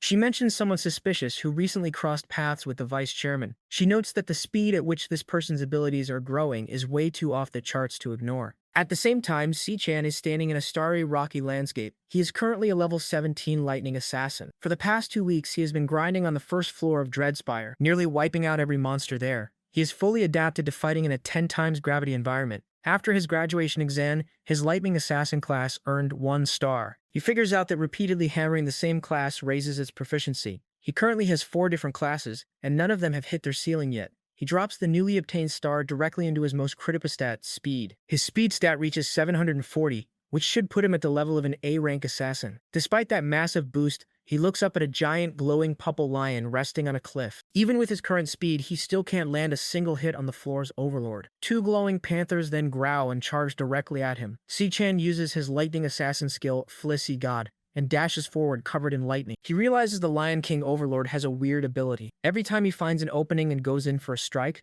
the lion blinks out of existence. It reappears next to whichever lioness is the farthest from him. They constantly shift positions, but their formation never changes. 2 lionesses always stay at close range to keep him busy, while the other 2 hang back on standby. The Lion King always stays at maximum distance. Si-chan realizes it's an overlord that lets everyone else do the dirty work. He wonders what class the Lion King is. He charges in with a lightning strike, but the panther dodges. He swings again, but the beast blinks out and pops up right beside the lion. The second he stops moving, another lioness charges in to bait him into attacking. Their coordination is perfect. One attacks, vanishes, repositions, and then another attacks. It is an endless loop meant to grind him down. Bruised and out of breath, Si-chan realizes the Lion King is literally playing with him. Suddenly, he gets an idea. He jumps high into the air to dodge a panther. He asks himself why he's even trying to beat them at their own speed game. Realizing he doesn't need to play their speed game, Si-chan decides to switch tactics. If they won't meet him head-on, he'll just tear them apart from a distance. He switches his class to his Cloud Mage form, the Frostbone King. Mages might be glass cannons up close, but at range they own the entire battlefield. He rains down a massive barrage of ice specks, covering the area. The relentless area of effect attacks leave the beast with no room to dodge, forcing them right into his kill zone. Once they are grouped up, he drops a Frost-Blessed bomb. The massive icy explosion leaves them with no corner to hide in, freezing the Lion King and its minions completely solid. With his targets immobilized, Si-chan switches classes one more time to his Stellar Warrior form. He activates Triple Cataclysm in Crushing mode, and drops down with a massive energy blade, shattering the frozen beasts to pieces. He declares the fight on the first floor of the Dread Spire officially over. As the icy dust settles, the system announces his victory. He levels up to 24 and receives his loot, 4 Phantom Strahd bones and 1 Phantom Strahd heart. Just then, a glowing red system prompt appears over the monster's remains, stating that they can be devoured. He reaches out and absorbs its energy to find out its exact class. It turns out the boss was a Stellar Tamer. Its own stats were weak, which is why it hid behind its contracted beast the entire time. Si-chan reviews the class skills. The teleportation ability, Stellar Warp, is genuinely good. The Force Beast Contracting, Stellar Pact, is interesting but relies on intimidation, meaning he'll have to go in pretty hard to tame a beast. Subtly, the illusion fades. The starry landscape vanishes, revealing an absolute wasteland of sand and giant bones. This is what the first floor of the Dread Spire actually looks like. A fiery portal to the second floor opens up in the distance. As Si-chan walks toward it, he hears a faint growl. He looks inside a massive skeletic ribcage and finds a tiny white lion cub trapped in glowing purple chains. He realizes this little guy didn't vanish when the Lion King died, meaning it wasn't a contracted beast. The Phantomane Lion King must have locked it up here. Si-chan uses his lightning to shatter the chains, freeing the cub. He tells the little guy that this wasteland was its home, and gives it back its freedom. Knowing exactly what it feels like to be trapped, Si-chan tells the cub to stay alive and keep going. He turns around to head down to the next floor. Just then, a system notification buzzes. A beast contract request is incoming. Because the little lion initiated the request itself, the recruitment success rate is a guaranteed 100%. And it unlocks 2 new passive skills. The first passive allows Si-chan to boost the contracted beast stats, and any experience the beast earns is returned to him in equal measure. The second passive gives him access to the beast's live field of vision if it is ever in danger. Si-chan turns around in surprise. The little cub, identified by the system as Lion King Leo, is staring up at him, requesting to enter a contract. The system asks if he accepts. Si-chan looks down at the cub and asks if it really wants to come with him. The little lion eagerly nods with a small roar. Si-chan smiles and accepts the contract. The system confirms the contract is complete and activates his new passive skills. Si-chan smiles and Si-chan. With his new companion happily floating beside him, Si-chan tells Leo it's time to go. They walk toward the fiery portal leading to the second floor. Out of nowhere, a massive red slash tears straight through Si-chan's chest. Si-chan wakes up gasping for air in his own bed, drenched in sweat. He realizes he died right before entering the next floor, and wonders what that sudden red attack was. Still processing his sudden death, his stomach growls, and he decides he just needs some food. He sits at the table eating a bowl of ramen while his sister gets ready to leave for the day. She asks if he has his university interview today, complaining about how annoying the National Awakener University process is. Sumire confirms his interviews at 2 p.m. He pauses to look at a framed photo of the two of them. He thinks about how much she has supported him over the years and is glad he finally has the strength to support her back. He sits down with his tablet and notes that his current classes are capped at level 30. Si-chan looks at his tablet and sees a system message stating that his current classes are capped at level 30. He is surprised by the sudden restriction. Before he can think much about it, a dark purple portal opens right above him. The little white lion cub Leo drops directly into his lap. The cub immediately starts running around, tearing up the living room cushions and making a huge mess. Sumire checks his system again and reads the description for his second passive skill. It states that if his contracted beast is ever in danger, he gains access to its live field of vision, which explains the sudden teleportation. Si-chan remembers his sister loves cats and knows she is going to freak out when she sees the little guy. Ignoring the mess for now, he sighs and heads to the bathroom to take a shower. Meanwhile, in a dark location, a heavily bleeding man gasps for air. He begs his brother to save him, his eyes wide with terror as a red glow reflects in them. Suddenly, a sharp green blade slices through him, landing a critical hit. At the same time, Si-chan's sister is walking down the street, struggling with heavy grocery bags. She complains to herself about the weight and thinks about how they need a car soon. As she walks past a dark alleyway, she hears a strange noise. She stops and turns to look inside the shadows, calling out to see if someone fell in there. Instead of someone hurt, a guy steps out holding a massive bouquet of red roses. Jin Do-chin. He tells her she is finally here and calls her Xiao Yun, saying he has been waiting for her. Jin tells her she left school in a rush last time and completely missed his invitation for a date, trying to impress her. Xiao Yun just stands there in silence. Xiao Yun ignores the invitation and asks how he found out where she lives. Jin brags that his dad is the director of the first hospital, so pulling a few strings to track her down was easy. Unimpressed, Xiao Yun states they're from completely different worlds and tells him never to look for her again. As she walks away, Jin gets angry. He aggressively grabs her wrist and yells, demanding to know if she has any idea how much effort it took to rent out that floor, complaining that he even invited a bunch of friends and that her not showing up would be completely disrespecting him. Xiao Yun glares right back, asking why she owes him any respect. She bluntly tells him that staking out her home like this is incredibly creepy. That sets him off. His expression darkens with rage as he angrily asks who she thinks she is. He yells that he tries to be nice. Without hesitating, Xiao Yun pulls back and headbutts him directly in the face, smashing his nose and sending him reeling backward. With Jin on the ground clutching his bleeding face, Xiao Yun yells at him to go get his brain checked at his dad's hospital first. She turns her back on him and walks away, telling him to stop bothering her and complaining that he completely ruined her mood. When she finally gets back home to her apartment, she is immediately greeted by the little white lion cub Leo, who looks up at her excitedly with wide eyes. Xiao Yun immediately picks up the cub. She rubs her face against the little guy, completely obsessed, and asks Ash where he bought such an adorable magical beast. Ash casually tells her his name is Leo, and that she will be taking care of him from now on. Thrilled, Xiao Yun excitedly asks if she really gets to raise a little lion. Xiao Yun pets the purring cub and notices something unusual. She points out that Leo is tiny but already has a long mane, even though usually only adult male lions grow them. She quickly brushes it off, deciding she will just get a magical beast adoption lessons tomorrow to officially register him. Ash watches them with a smile. Seeing how fond his sister is of Leo, he is relieved knowing he won't have to worry about her safety at home anymore. Just then, Ash's phone dings with a notification. He picks it up and checks the screen. It's an email from the guild supervisory bureau.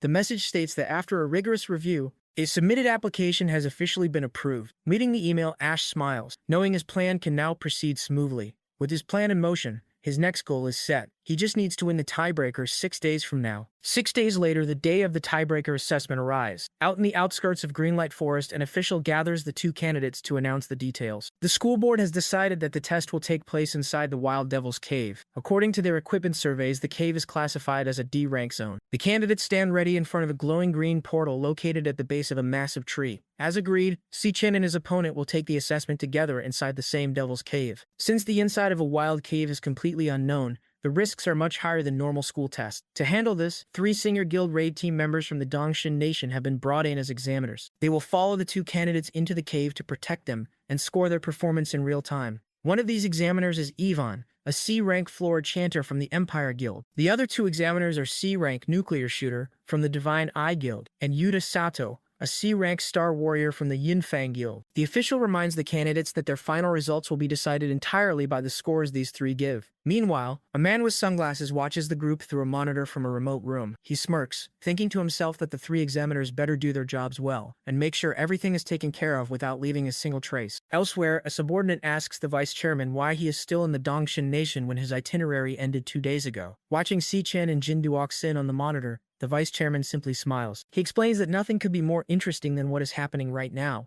noting that he hasn't witnessed a duel between geniuses in many years. Back at the cave entrance, the official raises his hand toward the glowing green portal and formally announces the start of the National Awakener University's class of 2157 graduation combat assessment. The one-on-one tiebreaker officially begins, pitting Si-chen against Gong Ting. The tiebreaker officially begins. Si-chen and Gong Ting step forward and walk straight into the glowing green portal. Si-chen passes through the bright light. Inside the cave, Si-chen and Gong Ting walk into an area filled with dead trees. The examiners step through the portal behind them. Looking around, one examiner notes that it looks like a flora-type devil's cave. The other two casually bicker when one offers a cigarette while they are supposed to be proctoring on camera. Suddenly, red static sparks across Si-chen's chest. He pauses as a red system alert flashes in front of him. The system issues a high-risk warning, stating that a high-risk monster has been detected. Si-chen realizes this is the first time his devil heart has ever issued a warning. The red warning screen flashes, labeling the threat as extremely high rank and highly dangerous. Si-chen notes that this is the very first time he's ever seen the Demon Corps send out a warning like this. Just as suddenly as it appeared, the alert completely vanishes. Looking at the twisted dead trees around them, he questions if there could really be high-rank monsters hiding inside a simple D-rank lair. With the warning gone, he and the other candidate continue walking down the path. As the two candidates walk deeper into the foggy terrain, the three examiners follow closely from a ridge above. One of the proctors notes how thick the fog is getting and reminds the others to keep a close eye on the students. Suddenly, the ground breaks open right in front of them. A large green insect monster emerges from the rocks. A system tag identifies it as a D-rank toxin cage ant, categorized as an AoE archer class. Without hesitating, Gong Ting draws his sword and dashes forward to attack the creature,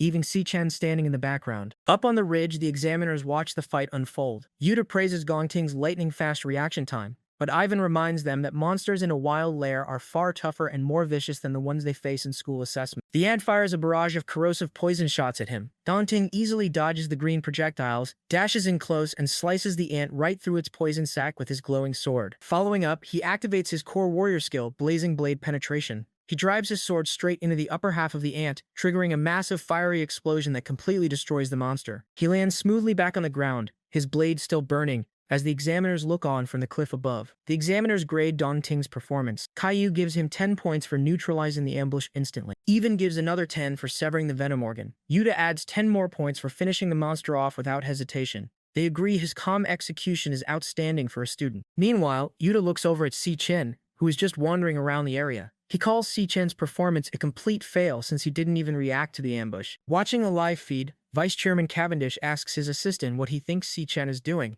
The assistant guesses he is looking for a way to get a high score in one single shot. Down in the cave, Si-chen stops and stares at a tangled knot of dead tree roots on the ground. Yellow lightning sparks around his hand as he notes that he finally found it. He slams his fist straight into the roots. A huge blast of lightning erupts from the earth, shooting deep underground. The electrical attack blows a whole hidden swarm of toxin cage ants right out of the dirt, electrocuting all of them at once. Watching from the cliff, Caillou panics. She thinks Si-chen is insane for going straight after a D-rank monster's nest and warns that he's putting everyone in danger. Gong Ting just stares in disbelief. Si-chen activates his Volt Assassin class and jumps into the air. Covered in yellow lightning, he quickly dashes between the flying ants, slicing through the entire swarm in seconds. He lands cleanly on the ground as dead insect parts and green blood rain down around him. The three examiners are left completely dumbfounded. Yuta asks what just happened. Caillou notes that Si-chen's file said he was only an E-rank awakener, making it impossible for him to easily kill so many D-rank monsters above his level. Sweating, Ivan and Yuta whisper to each other about how to even grade this. Ivan admits there is no way to give him a low score for wiping out the nest. Yuta nervously suggests they could just deduct points by claiming he was too reckless. Yuta adds that they could even say his moves were too repetitive. Watching Si-chen's insane display, Gong Ting grips his sword in frustration, realizing how far behind he is. Back at the office, Vice Chairman Cavendish and his associate watch the live broadcast. The bearded man laughs, praising Cavendish for knowing the kid was hiding his true strength. Cavendish just smiles, thrilled to get such an amazing head-to-head show right at the start of the exam. He wonders what Gong Ting will do next to answer back. Suddenly, the live feed glitches out with heavy static. The monitors, they turn blue, displaying a signal lost error, leaving Cavendish and his associate completely confused. Outside the lair, the tech official, he gets a warning on his terminal. The screen flashes a red signal anomaly alert. The communication signal drops to 0%, and the cave's risk level, it changes to an unknown question mark. Panicking, he yells out asking what's going on. Another official points at the cave in absolute shock. The glowing green portal entrance has completely vanished into thin air, trapping everyone inside. Peep within the cave, Si-chen, he stops as he notices eerie pink musical notes floating around him. The sound waves gather together in the dark to form a sinister, glowing face. Si-chen's eyes, they widen as he instantly recognizes the sound. It is the voice of Demon King Raph. Outside the dungeon, the officials are in a frenzy, as the cave entrance completely vanishes right before their eyes. The tech die reports that their equipment started throwing signal errors just before going dead. Realizing something went wrong, the official in charge swiftly orders his men to get command on the line. Back inside the cave, strange pink musical notes float through the air. Gong Ting and the examiners look around bewildered as they hear the bizarre music. Si-chen immediately recognizes the sound. It's the voice of Demon King Wrath. He wonders why Wrath is here, knowing the Demon King isn't supposed to appear for another 3 years. Suddenly, his demon heart system floods his vision with high danger warnings. Si-chen freezes, realizing something is standing right behind him. Heavy footsteps echo through the cave as a massive, shadowy figure slowly steps out from the twisted tree roots. The laughter and heady footsteps draw closer through the thick fog. Yuta and Caillou stare into the mist, sweating as a pair of glowing pink eyes emerge. A tall, humanoid insect monster steps out from the webs. It looks right at them and speaks, telling the humans they've walked right into its hands. Yuta's utterly shocked to hear the monster talk. He points out that any monster capable of forming words must be at least a high-tier C rank. He questions how something like this could even be inside a D-rank dungeon. Realizing a monster at this level will easily tear the students apart, Yuta summons a glowing pink axe and charges forward, ordering everyone to get behind him. Before he can even swing, the monster instantly moves right past him, slicing through his wrist. Yu's hand still gripping the axe is severed completely and flies into the air. Before the other examiners can even react, the monster dashes right past them and instantly appears in front of Gong Ting. It drives its bladed arm straight through his chest, telling him to die. Despite being impaled, Gong Ting grits his teeth and grabs the monster's arm. He raises his glowing sword and kicks the insect away to free himself. As the monster skids backward, Gong Ting turns to Si Chen, bleeding heavily from the hole in his chest. He declares that since the Overlord drew first blood on him, the kill belongs to him, under the rules of combat priority. He warns Si Chen not to interfere. Si Chen just watches him in silence. He activates his system vision to scan the insect, and a tag pops up revealing that the monster is actually a mid-tier C rank. The system tag over the monster updates, revealing it is actually a high-tier C rank. Caillou yells at Gong Ting that he needs immediate medical treatment. Yvonne rushes forward, strongly recommending they suspend the exam and pull out right now because the monster is completely out of his league. Gong Ting simply says no. His hand ignites with fire. Si Chen watches as Gong Ting presses his burning hand directly against his chest, using the raw heat of his own flames to cauterize the wound. Smoke rises from his flesh as he rejects the examiner's recommendation. He grips his sword, making it burst into flames, and yells that the fight won't end until one of them is down. The monster just stares back at him. Gong Ting leaps into the air, swinging his flaming sword down at the monster. Meanwhile, outside the cave, reinforcements have arrived. Silas Lin, the leader of the Imperial Guild's King Squad, stands in front of the vanished entrance. The monster resets the ward. Robert Brady, he explains that when a dungeon entrance disappears like this,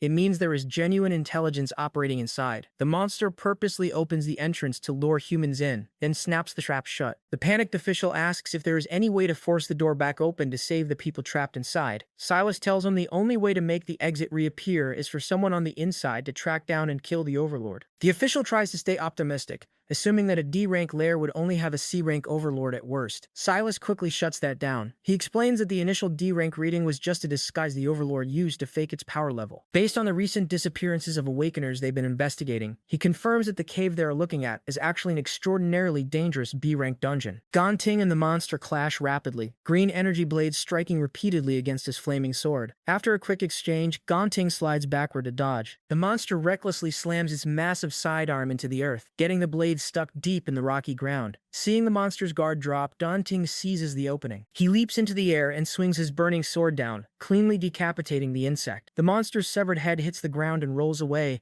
as its body collapses. Caillou watches in shock, amazed that he actually managed to take out the Overlord completely solo. Even Si Chen silently admits that Gong Ting's power is seriously nothing to laugh at. Nearby, Ivan uses green healing magic to stabilize Yuta's severed wrist. Yuta finally comes to, sweating and thanking Ivan for saving his life. But as he glances down at his smartwatch, he notices a giant red error screen. The signal is completely dead. He realizes they are now entirely cut off from the outside world. Caillou and the other examiners realize every single signal is dead. The compass is completely fried and the camera drones have dropped out of the sky. While Gong Ting stands there confused, the decapitated body of the insect monster suddenly twitches. Without a head, the creature leaps up and swings its scythe arm right at Gong Ting's back. Before the blade can hit him, yellow lightning flashes. Si Chen steps in and completely shreds the headless body into pieces, earning 2,000 experience points. Gong Ting stares in shock, asking how the thing was still moving after he chopped its head off. Si Chen tells everyone they need to get out of the dungeon right now before they get hypnotized next. Gong Ting asks how he could possibly know that. Yuta yells at Si Chen, calling him crazy. He insists there is only ever one C-rank Overlord in a dungeon, so the monster Gong Ting just fought had to be it. Suddenly, Si Chen's system flashes with multiple high-danger warnings. The strange pink musical notes swirl through the air and enter the ears of the three examiners. Their eyes immediately glow pink as the hypnosis takes over. Si Chen quickly puts an earplug in his ear and realizes he warned them too late. Si Chen recognizes the sound wave immediately. In his past life, Demon King Raph used this exact frequency to hypnotize and massacre millions of ordinary humans worldwide. He remembers the memory of holding his sister's lifeless body in the rain during that slaughter. Now, He watches the three examiners walk forward like mindless zombies. Seeing this, Si-Chen realizes the overlord of this dungeon must be directly connected to Wrath. The hypnotized examiners march blindly toward a massive web-covered cave deeper inside. Si-Chen follows right behind them, deciding that it's finally time to meet this monster face to face. Si-Chen follows the hypnotized examiners through the dark webbing into a massive underground chamber. His system immediately goes crazy, flooding his vision with high-danger creature warnings. The place is a giant nest, filled with glowing green eggs, rusted weapons, and piles of human skulls. At the center of it all, a white-haired figure sits surrounded by giant dark snakes. Si-Chen realizes the monster uses the exact same alpha sound frequency as Wrath for its hypnosis. Luckily, he had already prepared a counter-frequency beta audio track just in case he ever faced the Demon King again. The earpiece blocks out the mind control completely, but the examiners have no protection and could drop dead at any second. So he knows he needs to end this fast. Up on its throne, the white-haired figure senses them approaching. It speaks out in a creepy voice,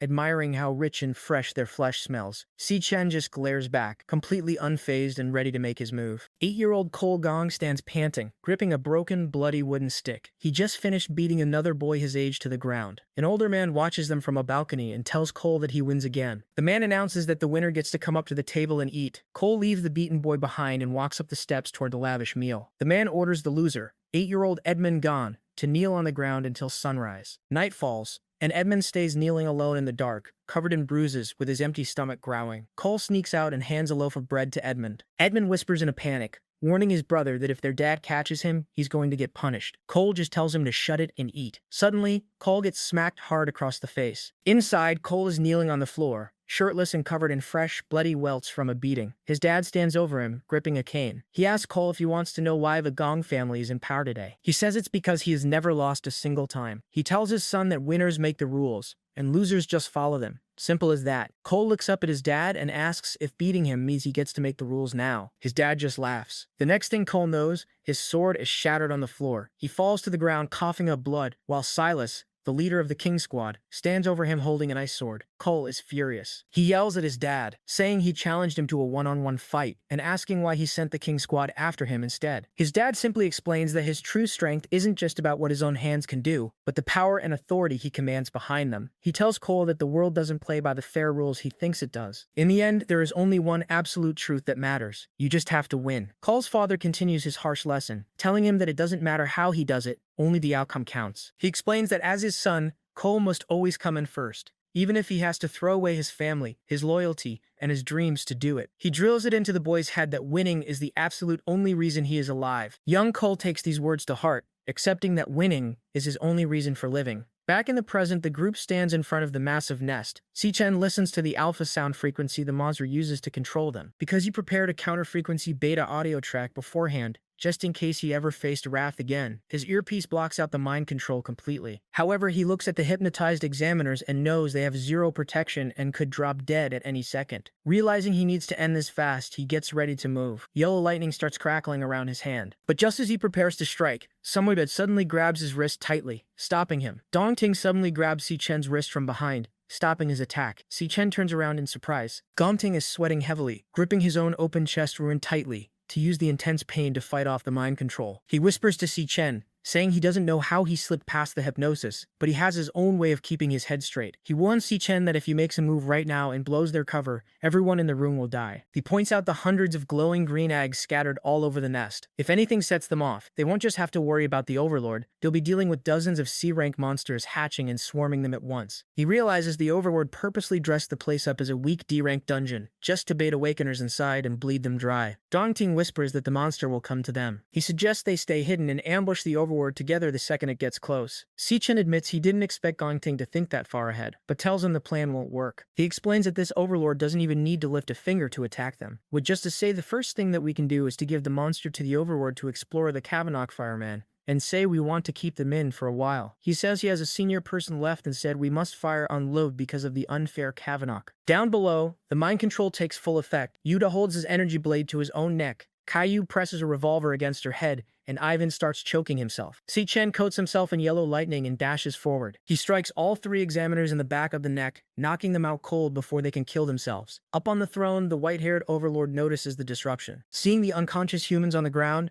the monster realizes someone interfered, commenting that something was slipped into its food. Angered, the Overlord tells them all to die, and commands its minions to get them. All around the nest, the glowing green eggs burst open. Gong stands his ground against the swarm, his sword clashing against the mantis's sharp carapaces. He's exhausted and bleeding out, but he refuses to move. Just as he reaches his breaking point, Si-Chen walks back into the fray. He admits he misjudged Gon's character, but reveals a secret of his own. A system message appears, switching class, loading, and golden electricity begins to surge through the air. Si-Chen reveals his true power as a level 24 lightning assassin, standing side by side with Gong to tear through the monsters together. Si-Chen stands firm as golden lightning surges through his body. Gong, still clutching his chest wound, can't wrap his head around the situation. Even with Si-Chen's new power, Gong is convinced they're doomed. He tells Si-Chen flat out that they can't beat the thing standing in front of them. The Overlord is a nightmare. A massive figure shrouded in white with a piercing pink glow. Dong tries to gauge its strength, originally thinking it's B rank, but the overwhelming pressure tells him otherwise. This thing is easily an A rank monster, a tier far beyond their current level. Gong begs Si-Chen to just grab the others and run, thinking a tactical retreat is their only hope. But Si-Chen is looking for an exit. He notes that the dungeon gates are already locked tight. Si-Chen decides to take matters into his own hands. He stares down the A rank threat and calmly tells Gong that he's got this. Gong is reeling from the news that the gates are locked down. There is officially no way out. Si-Chen's eyes begin to glow a sharp blue as he locks onto the target. He realizes that if this overlord is truly sitting at A rank, its combat power is likely close to the Phantom Man Lion King found on the deepest floors of the Dreadspire. It's a monster they have no business fighting at their current level. Suddenly, a blade-armed mantis screeches and lunges from the side. Si-Chen reacts instantly, blocking the jagged blade with his bare arms as golden lightning sparks off the impact. The force of the strike creates a loud metallic clang. Dawn yells a warning for him to watch out, but Si-Chen remains perfectly calm,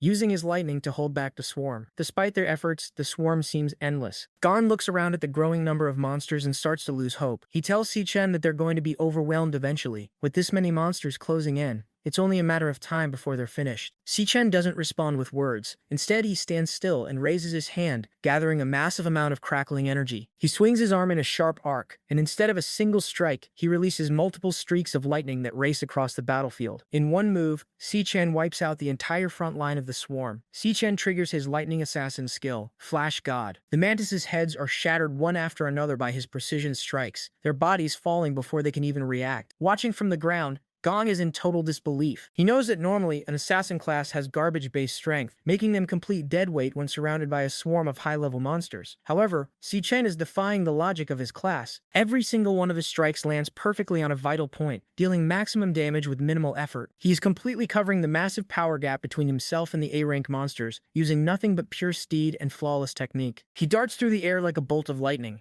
carving a path through the creatures that were just moments away from killing them both. Gong can barely track Si-Chen's movements. He realizes the speed Si-Chen is moving at right now is easily A-rank level, if not higher. Seeing the tide of the battle turn, Gong finds his second wind. He grips his sword tight, his eyes glowing with renewed determination. He starts to believe that they might actually be able to pull this off and survive the dungeon. But the Overlord isn't finished. It senses the shift in momentum and tells them to quit yapping. A dark pink aura explodes from the monster as it activates its ultimate enhancement. System messages flood the air as the Overlord's stats skyrocket. Its strength and stamina are boosted multiple times over, making its massive form even more durable and lethal. The creature's power gap widens again, forcing Si-Chen and Gong to face an even more terrifying version of the A-rank nightmare. The Overlord isn't playing around anymore. It orders its remaining minions to chop Si-Chen to pieces immediately. Massive blade limbs slam into the ground with enough force to shatter the stone, but Si-Chen is already on the move. He dodges the heavy stripes and leaps into the air, using the momentum to position himself for a counterattack. Dong watches the exchange, struggling to stay upright with his injuries. He calls out to Si-Chen, telling him to hang in there as the swarm gets even more aggressive. Si-Chen remains focused, his eyes glowing as he dives back into the center of the fight. He moves like a blur, landing a flurry of lightning-charged strikes that tear through the monster's thick carapaces. Each blow lands with a heavy impact, shredding the enemies and clearing the space around them in seconds. Si-Chen continues to tear through the minions, but the battle is becoming a grind. He realizes that every single stat on these enhanced monsters is now pushing B rank. Their carapaces have hardened until they're like solid iron, making it nearly impossible for him to land a lethal blow. Even with his speed, he can't punch through to their vitals easily. He knows he needs to find a way to crack that armor open before he runs out of steam. Gong, seeing the opening Si-Chen created, calls out his thanks. He has been using the time to prepare his own final move. Gong's body ignites with a violent, fiery energy as he pushes his physical limits. Gong tells Si-Chen that he's bought him more than enough time, and now he's ready to unleash everything he has left to finish the fight. At 5:30 in the evening, Anizu arrives at a rental apartment, carrying a bag of groceries. She apologizes to her friend Eon for being late, explaining that her sewing project took longer than expected. Eon tells her it's fine, noting that her brother isn't even home yet. Anna is surprised he's still out, especially since Eon just passed her exams for the Academy of Fine Arts. Eon hasn't shared the news with him yet, though she told him she had a big announcement to make today. Assuming he is just running late, they decide to start dinner without him. While checking their supplies, Eon realizes they are completely out of garlic sauce. She tells Anna to wait there while she and her small companion, Mia, head out to the store. Eon plans to grab some snacks as well, determined to celebrate her big achievement properly once they're all back. Eon finishes up her quick shopping trip at Jay's store. She hides Mia inside her jacket to keep the little creature out of sight. Mia is perfectly behaved and stays quiet the whole time. Happily munching, Onia is proud of her for being such a good companion, and promises her a real dinner once they get home. As she starts heading back, she has no idea she's being followed. From a dark alley nearby, a group of shady men watch her every move. One of them holds up a photo of Eon, confirming that she's the one they've been looking for. He checks with his partner, asking if they should move in on her right now. One of the men tells his partner to wait, wanting to find a spot where there won't be any witnesses. Eon continues walking down the sidewalk, but she quickly realizes that the same group of men has been following her for several blocks. Inside her jacket, Mia senses the danger immediately, her eyes narrowing as she prepares for a fight. Eon tries to keep her composure, but she knows she's being targeted. She looks for a way out, deciding that leading them toward a more crowded area is her best chance of shaking them off. Si-Chen is struggling to stay ahead as the monster's stats push into B-rank territory. Their shells have hardened like solid iron, making it nearly impossible for him to reach their vitals with his current output. He realizes he needs a way to crack their armor before he runs out of energy entirely. Seeing an opening, Gong calls out to thank Si-Chen. He has been gathering power this whole time and is finally ready to move. Gon's body erupts in a massive pillar of fire as he activates a high-risk technique. System notifications show his strength stats skyrocketing while his stamina, speed, and luck all drop to dangerous levels. It is a complete glass cannon trade-off. Gon tells Si-Chen that the time he bought was just enough to get this ready. Si-Chen watches in silence, surprised by the sheer amount of energy Gong is putting on the line for this one strike. Gong lets out a roar, putting everything he has left into his final attack. He shouts that this is his ultimate move, a strike meant to rival an overlord. He triggers his Furious Fighter skill, Extreme Flare R-11. A massive arc of intense fire sweeps across the battlefield, instantly turning the swarming monsters into charred remains. The heat is overwhelming, as the flames converge into a single devastating beam. Gong directs the entire blast straight at the white-shrouded boss. The impact creates a massive explosion that echoes through the dungeon, engulfing the Overlord in a blinding pillar of fire. The fireball explodes with a deafening boom, lighting up the entire area. Once the smoke starts to clear, Gong collapses to one knee, his body trembling from the strain. He's barely conscious, using his sword as a crutch just to stay upright. Red system messages flash across his vision, warning him that his stamina, mental control, and elemental control are all completely depleted. He's given everything he has to that one strike. Looking toward the blast, he lets out a ragged breath and mutters that it's finally over. Smoke drifts across the battlefield as Gong tries to catch his breath. He is convinced the fight is finally over, but a faint pink glow suddenly appears in the middle of the destruction. A system message remains silent as the Overlord speaks from the shadows. It admits the attack wasn't bad, but it isn't dead. A massive silhouette with giant snake-like tentacles rises from the frames,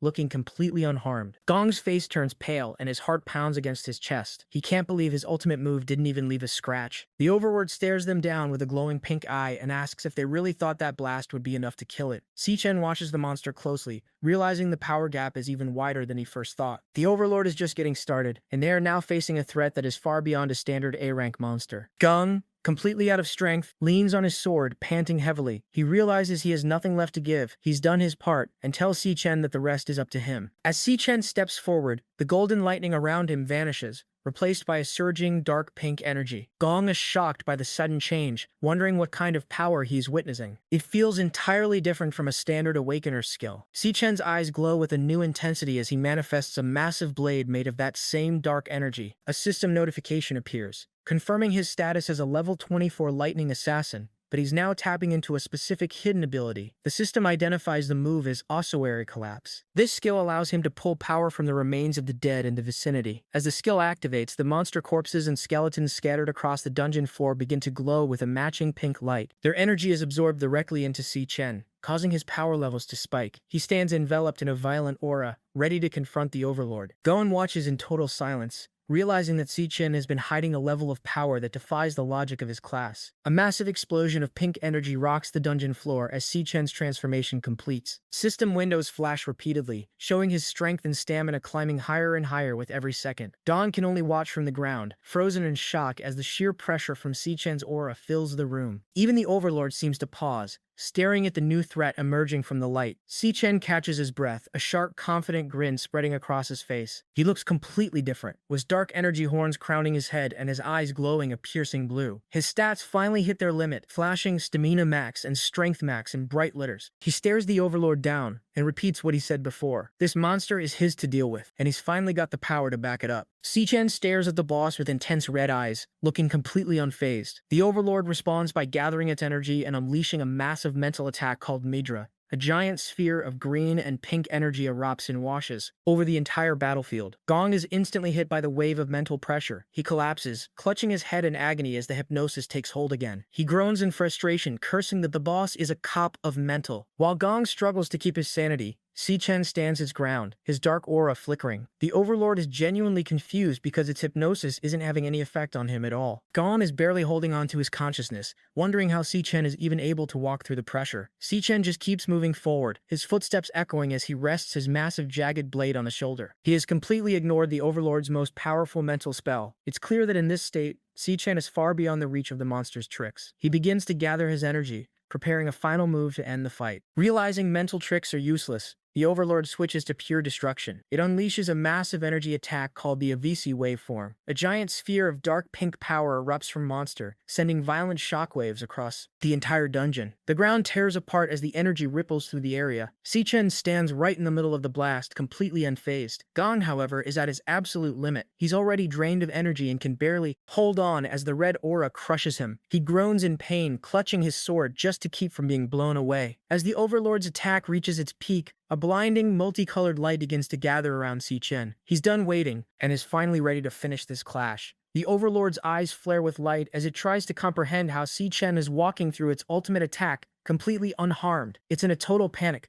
screaming that this should be impossible. Terrified, it commands its massive snakehead tentacles to lunge forward, ordering them to bite and tear Si-Chen into pieces right now. One giant head strikes from the shadows, but Si-Chen is already in a low stance. He grips his jagged blade with both hands, focusing his dark energy into a single point. The first snakehead lunges, and Si-Chen cleaves straight through its neck in a single motion. Blood sprays across the cavern as the severed head hits the dirt. The Overlord doesn't stop, sending more heads screaming toward him. Si-Chen moves in a blur of dark energy, his blue tattoos lighting up as he maneuvers around the incoming strikes. He's completely outclassed the monster's speed. He continues to dodge and weave, shredding through the remaining tentacles as he closes the distance to the Overlord for the final blow. Si-Chen doesn't slow down for a second. He leaps into the air and slices through another one of the Overlord's snake tentacles. The monster watches from inside its protective barrier, telling Si-Chen to hold on to that strength as long as he can. He floats in the air, pulling a massive storm of dark and blue energy from the monster corpses scattered across the floor. A system message identifies the skill as Star Warrior. 100 skeletons return to void. It drains the physical strength of the dead and converts it into raw power for Si-Chen. His physical strength hits the absolute max. Si-Chen delivers the strike. A concentrated beam of pink energy hits the green shield and shatters it like glass. The Overlord is frozen in disbelief as its primary defense is whipped out. From the ground, Gong is shocked that a single attack destroyed an A-rank barrier. He's starting to wonder who Si-Chen really is. Si-Chen doesn't give the boss a chance to recover. He charges his fist with a sphere of blue energy, triggering another skill, Star Warrior, triple gravity mode, maximum weight. The air becomes heavy enough to crush stone. Si-Chen dives from the sky and hammers the Overlord into the dirt. The impact creates a massive crater and a cloud of debris, burying the boss under the weight of the final blow. The dust settles, revealing the Overlord crushed at the bottom of a massive crater. Its body is a broken mess, and it can barely whisper, muttering that its defeat is impossible. Si-Chen stands at the edge of the pit, looking down at the dying monster with a cold expression. He demands the creature speak, asking what kind of connection it has to a being called Wrath. The Overlord's single glowing eye widens in terror. It asks how a human could possibly know that name.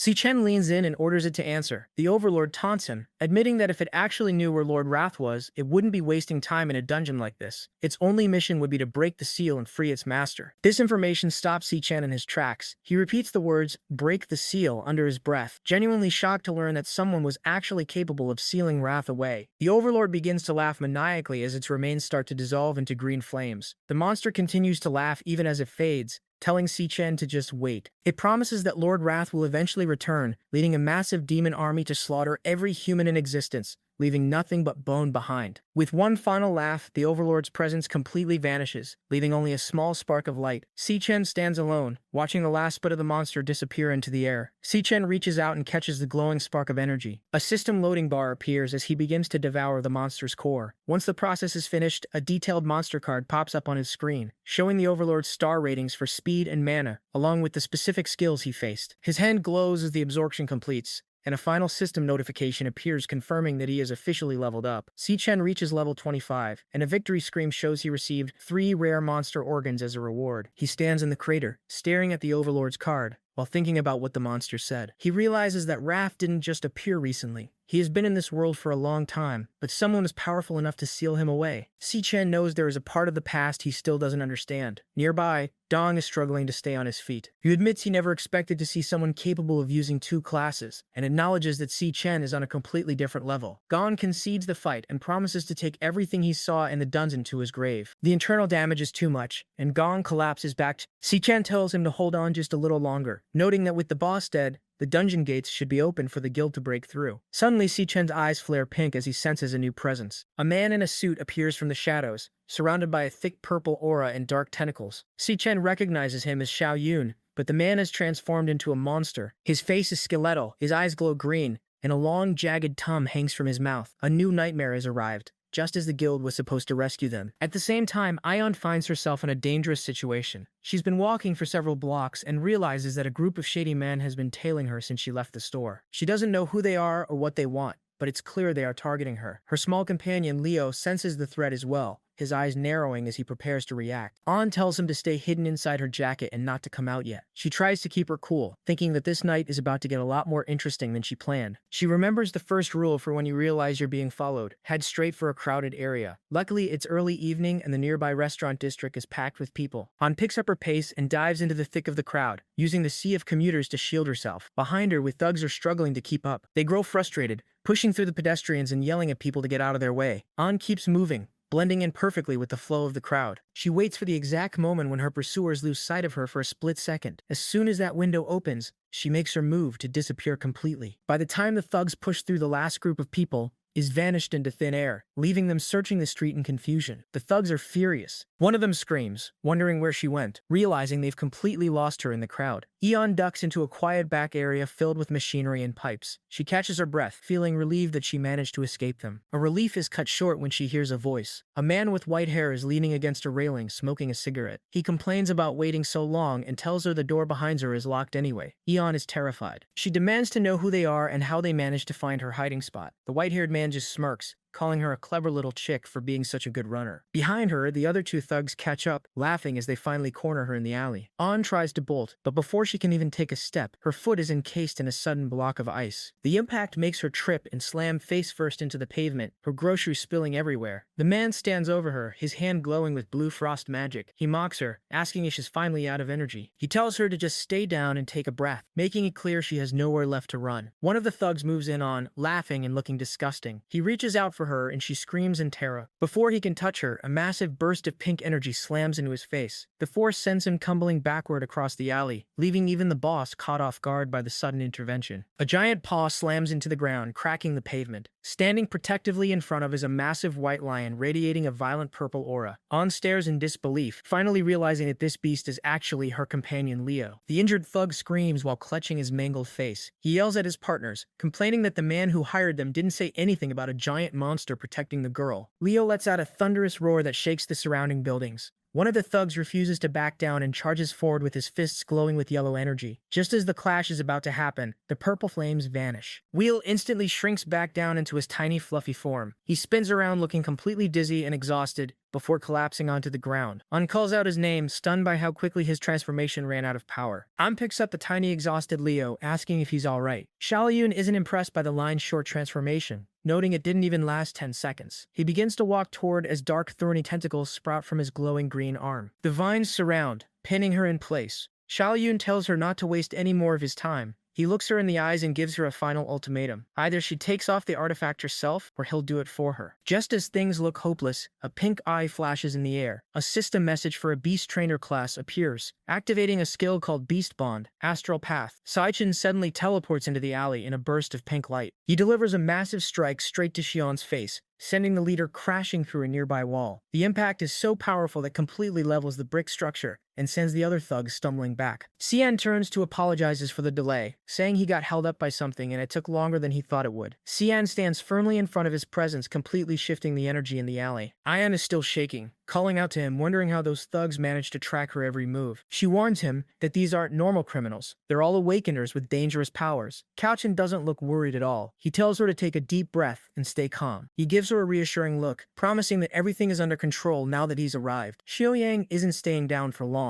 He claws his way out of the broken wall, his face twisted in rage. He's disgusted with himself for letting a brat catch him off guard. His green vein mutation flares up and thick thorny vines wrap around his arms and torso. He tells John that he just signed his own death warrant. He plans to take both of their heads back to the man who hired him and extort the guy for triple the original fee. John ignores the monologue and tells to stay behind him and stay out of the way. He clenches his fist, his eyes turning a sharp predatory red. He looks back at the thugs with a cold, focused stare and tells that this won't take long at all. He's ready to settle the score right here. Years ago, Chan was already being targeted by punks. A group of bullies led by an orange-haired kid has him pinned. When Yan shows up with a metal pipe to defend him, the leader just mocks her and calls her a parasite. Xian begs them to keep their word, but the leader admits he was lying about the deal. That's when Chan snaps. He grabs a brick and smashes it into the face of the guy holding him down. He stands up with a cold rage, demanding to know how the leader dared to break their promise. After the bullies are handled, he tells Yon not to worry. Back in the present, Xian stands between and the three awakener thugs. Yon is worried because all three are powered up, but Xian tells her to stay behind him. He promises this won't take long. One thug with lightning powers charges in, calling him a pretty boy and telling him to do something. Xian doesn't hesitate, landing a punch that sends the guy flying into the distance. An is stunned by the sheer power. Just then, the thug with the injured eye leaps from the roof, attempting a surprise attack from above. Xian stays focused, ready for the next one to step up. The second thug leaps in with a glowing blue dagger, but Xian Shan is already a step ahead. He catches the guy's wrist mid-air and stops the attack effortlessly. Before the thug can react, Xian Shan delivers a brutal kick to the face that sends him crashing straight into the dumpster. With two of his men down, Shai Yun loses his cool. He manipulates thick thorny vines and mocks Xian for being nothing more than a skinny kid in the school uniform. He threatens to turn him into a human pincushion, but Xian's red eyes stay fixed on the target. As the vines lunge forward, Xian moves with perfect precision. He dodges and spins through the gaps in the thorns, closing the distance in a heartbeat. He leaps high over the trap, leaving Xia Yun completely terrified. The leader screams that this level of movement is impossible. Watching the fight, Eon is reminded of the truth about her brother. He didn't just graduate. He was the top student who crushed every single opponent during his final practical exams. Xian lunges at Xiao Yun and lands a crushing punch directly to his face. The impact is devastating, spraying blood and shattering the leader's jaw. Yan watches in awe,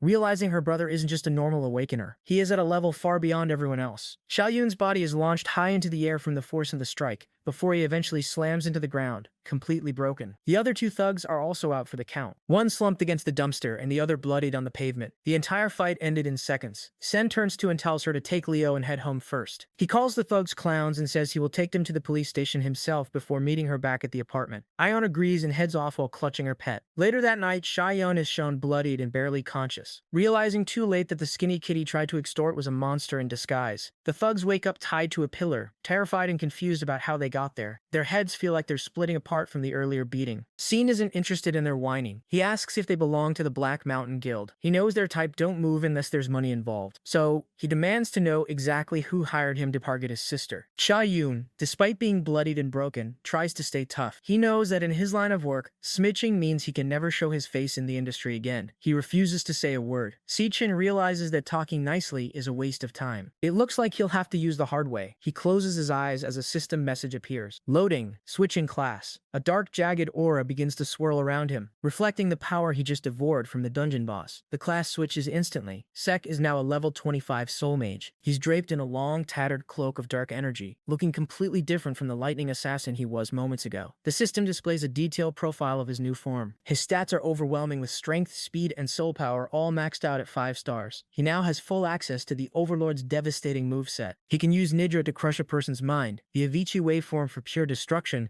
and the spirit-gathering barrier to drain power from his enemies. Now that Khan can manipulate souls directly, Gon's silence doesn't matter anymore. The interrogation is about to become a literal nightmare. The process completes, and Khan is now a level 25 soul mage. He's draped in a long, tattered cloak of dark energy. The system displays the monster card for the soul mage, showing maxed out stats in strength, speed, and soul power. His eyes flare with a bright pink light as he activates the skill Nidra. Xiao Yun's eyes turn pink as the mental hypnosis takes hold. Thorny vines sprout from the ground and wrap around the thug's body. Si Chen decides to start with the legs. One of the dark vines pierces through Xiao Yun's thigh, drawing a spray of blood. Si Chen stares at him with cold red eyes and says they'll move on to the hands next. He's no longer asking for information. He's taking it by force. Xian doesn't stop. He drives a dark vine straight through the center of Xiao Yun's hand. He tells the leader that this is exactly what happens when someone lays a hand on. The other thug watches in total horror, screaming and asking what Shen is doing to his boss. Xian's pink eyes lock onto the second man, letting him know his turn is coming up next. The thug cracks instantly, wailing and begging Shen to stop. He promises to tell him everything he wants to know. He reveals that the client is the son of the director of the first hospital. His name is Jin Tosin. The scene shifts back to 5 p.m. that same evening. At a luxury rooftop pool party on top of the Jua Fun building, Jim Tosin is lounging with a drink and several women. His friends walk over and start poking fun at him. They ask if the rumors are true that he actually got rejected twice by the same girl. They laugh about the most popular guy in school being unable to get a simple high school student. They wonder what happened to the legendary Heartrod. Jin smiles for his friends, but his internal thoughts are filled with rage. He's humiliated that he was made to look like an idiot twice in a row in front of everyone. He stares at his drink with a cold expression, swearing that by the end of the night, she's going to regret every second. Jin Yo-sin is fed up with the noise and heads toward the restroom. He tells the people around him to stop following and that he's just going to use the bathroom. He stands at the urinal, letting out a long sigh as he tries to shake off the humiliation from earlier. While he's there, the lights overhead begin to flicker and buzz. He grows even more irritable, cursing the shitty lighting and feeling like everything is working against him tonight. He turns around to leave but freezes in place. Xian has appeared silently right behind him in the dimly lit room. Enveloped in a dark aura and with his eyes glowing a sharp predatory red, Xian stares him down. He asks point blank if he is Jin Twin. The hunter has finally tracked down the man responsible for the hit on his sister, and Jin is now cornered with nowhere to run. In the security room of the Jofon building, 2 guards are taking a break. They complain about how the rich kids on the top floor have rented out the entire level again, acting like they own the place. It's no surprise to them that all the security cameras in that area have been manually turned off. One guard sighs, frustrated that some people have enough money and power to just ignore the rules whenever they want. The older guard leans in and tells his partner the real reason the cameras are dark. He's heard rumors that the women at these parties aren't there because they want to be. Many are tricked, lured in under false pretenses, and then trapped. He mentions a horrific story about a high school student who was abused so badly by the group that she eventually took her own life. To keep the scandal from breaking, the parents were simply paid off with a massive pile of money to bury the truth. The guard warns his partner not to let the expensive clothes or handsome faces fool him. He says that behind those locked doors,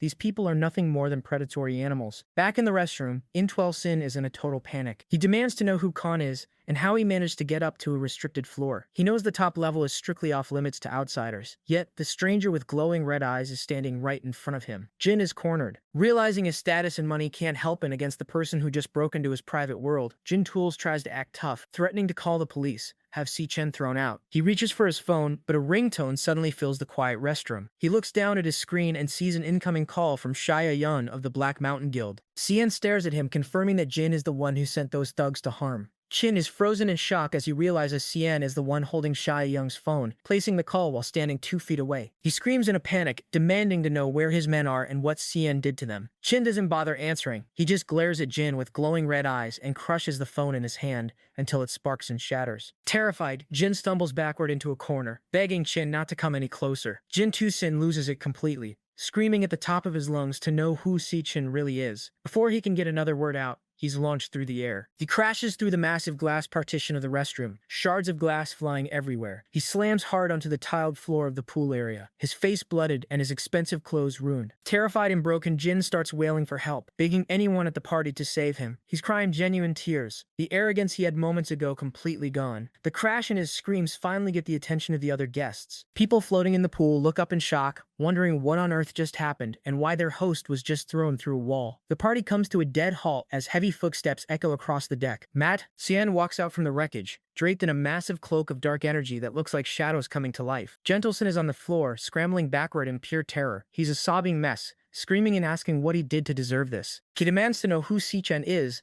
and why he's being targeted. Cien doesn't say a word. He just keeps walking forward, his eyes growing with a cold, predatory light. Jin realizes he's trapped and tries to use his status as a shield. He yells that his father is the director of the first hospital and has enough power to crush anyone. He warns that if Cien touches him even once, his father will have him buried alive. He's completely hysterical now, throwing out empty threats as the shadow of the soul mage looms over him. Cien leans in, his eyes glowing with the pink light of the Nidra skill. He coldly tells Jin to shut up. In an instant, Jin's eyes flare with the same light as the mental hypnosis takes absolute control of his mind. The spoiled director's son is reduced to a hollow shell, unable to speak or resist. Czech looks down at the shards of broken glass littering the floor. He gives a calm, chilling command. Now pick it up. Jim's hand moves involuntarily, his fingers trembling as they reach for a jagged, razor-sharp piece of glass. He's no longer in control of his own body. As the lesson continues, the truth becomes clear. Pure evil isn't just something found inside a monster dungeon. It lives right in the middle of society, blending in with everyone else every single day. Genie was seen has spent his life using money to commit whatever crimes he wanted. In his past, he and his friends were seen drugging a helpless girl with pink pills. When she eventually died with a shard of glass in her hand, Genie used his father's status as a hospital director to bury the truth. He ordered the reports to be forged,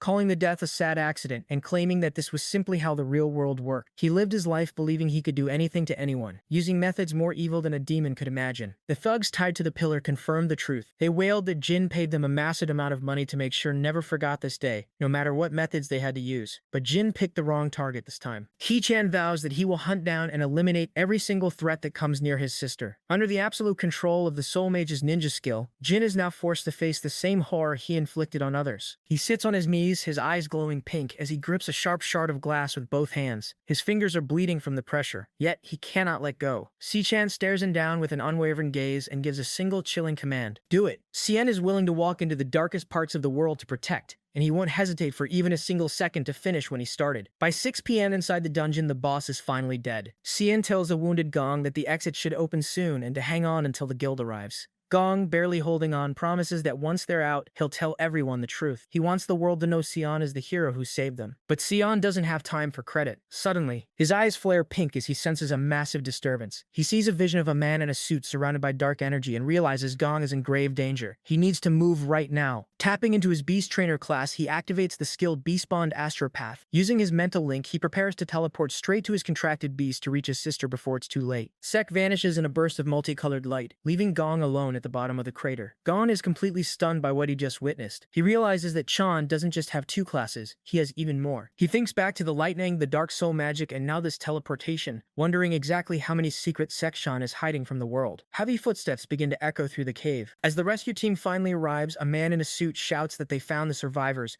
and tells the medics to hurry up and get inside. Dong slumps against the rocks, exhausted and bleeding. As the medical team rushes toward him with their supplies to provide emergency aid, medics rush into the crater shouting for bandages as they scramble to stop Gon's bleeding. An official in a suit approaches, telling Gon that surviving a B-rank boss like that is a literal miracle. Nearby, the examiner is stabilized, still mumbling about the massive swarm of monsters that nearly wiped them out. The official suddenly looks around and realizes someone is missing, demanding to know where the kid named Si-chen went. When a guard reports that they can't find any trace of him, the official assumes he got terrified and ran away, ordering the men to search the entire area. He's furious, blaming the inspection unit's incompetence for Gong's injuries and promising to get them all fired once they leave the dungeon. Don just listens in silence, thinking to himself that everyone has it completely wrong. To him, what he witnessed Si-chen do was absolutely perfect. High above the scene, Gong's father watches the rescue unfold with a cold, unreadable expression. Gong's father is already spinning the story for the witnesses. He explains that things went sideways during the trial and the instructors were taken down by monsters. He tells them that just when all hope was lost, his son Gong stepped forward and saved the day. He laughs to himself, thinking this scenario couldn't be any more perfect for their family reputation. Dong stares at the ground,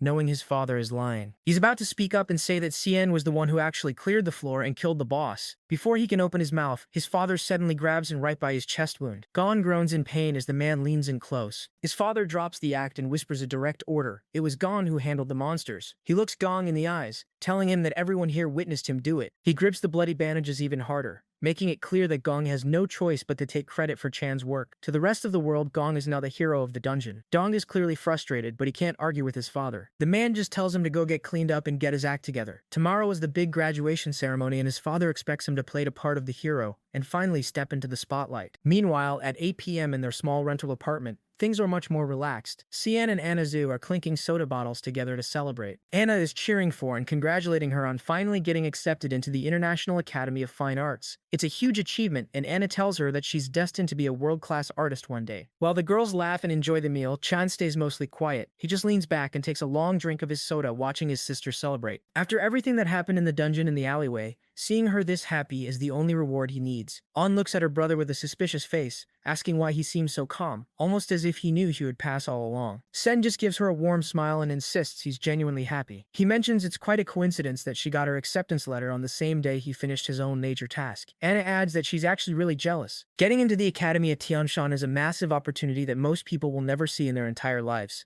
Yan's expression turns a bit somber as she thinks about the reality of it. She mentions that Tianshan is very far away and worries that the cost of living there will be way too expensive for them. Sichen sets his drink down and tells her to stop worrying about things like money or distance. He looks her in the eye and reveals that once he graduates, he's going to be working in Tianshan as well. The news completely floors both girls. Anna jumps up, shocked by the revelation. She explains that the organizations in Tianshan are elite guilds that only recruit the absolute best of the best. She demands to know how he managed to land a spot in a place like that. Cien just remains calm, keeping his secrets to himself, while the girls struggle to process the news. The mood is high as Anna and celebrate the fact that they'll all be going to Tianshan together. Cien watches his sister, feeling a deep sense of relief. He's determined that this time she won't ever have to give up on her dreams for the sake of anyone else. Later that night, Cien takes a shower and reflects on everything that's happened. The immediate threats against him have been dealt with, and his graduation requirements are finally complete. He thinks back to his arrangement with Dong in the dungeon. He's perfectly fine letting Dong take the official #1 rank, and all the glory that comes with it. All Sen wants is the $1 million reward money. According to their agreement, he'll collect that cash from Gong tomorrow. It's exactly the amount he needs to finally clear the massive debt hanging over their heads. As he dries off, he prepares for the next day, ready to secure his family's future once and for all. Sen sits in the dark, thinking about what the overload said. If Raph was actually sealed after coming to the human world, then finding him in Tianshan is his top priority. He realizes the stakes are getting higher every day. Before he heads out, he knows he needs someone he can truly trust to watch his back. He decides that tomorrow's graduation ceremony is the perfect opportunity to find that ally. Elsewhere,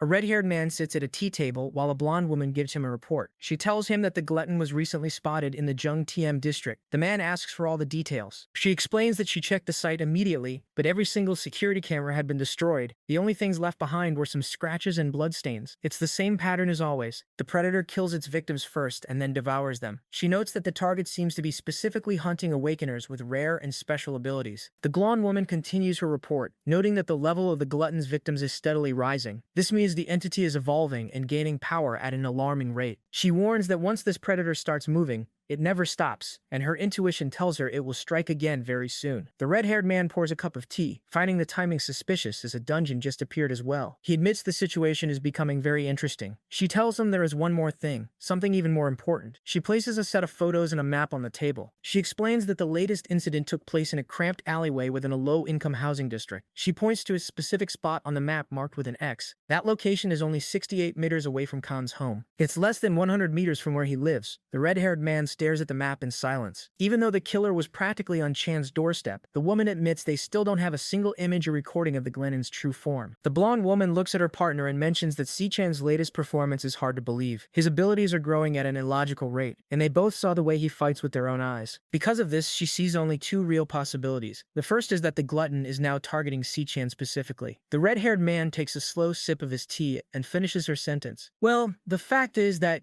you will learn. He suggests the second possibility, that the glutton and Si-Chan are actually one and the same. A woman asks the principal if he is really going to skip the graduation ceremony. She reminds him that he raised these students with his own hands. The principal stays quiet and simply opens a bird cage in his office. He explains that all he did was provide a safe place for them to land while they were too weak to fly. Now that they've grown up, it's time for them to head out and find their own way. He watches the birds fly out the open window, but notices one bird is still sitting inside the cage. He looks down at it and asks if it still doesn't know where it wants to go. The scene shifts to June 26th. The graduation ceremony is officially underway inside a massive auditorium packed with students. Inside the massive auditorium, the students are amazed. It's the first time the academy has used a hall this big. But with all the major guild VIPs attending, they had to go all out. A student with glasses wonders how the special exam between Xian and Gong turned out since the school kept the results completely secret. He confidently brabs that Xichen definitely won by a landslide. This immediately ticks off a loud guy in the row behind him. He yells at the glasses kid to shut up, throwing a thumbs down and aggressively declaring that Xian doesn't stand a chance against Gong. The two sides start bullying each other, fiercely defending their favorites. Meanwhile, Gong's father gets a report from his subordinate. For this graduation ceremony, every major guild in the country is sent a representative, including the entire committee of the Imperial Guild itself. Out in the hall, the crowd erupts as the VIPs finally make their entrance. Guan Yuan and Daming, the legendary founders of the Imperial Guild, arrive and are greeted warmly, before being escorted straight to the premium seats at the front. Gong's father watches the VIPs take their seats, his mind focused on the upcoming Imperial Guild Committee election.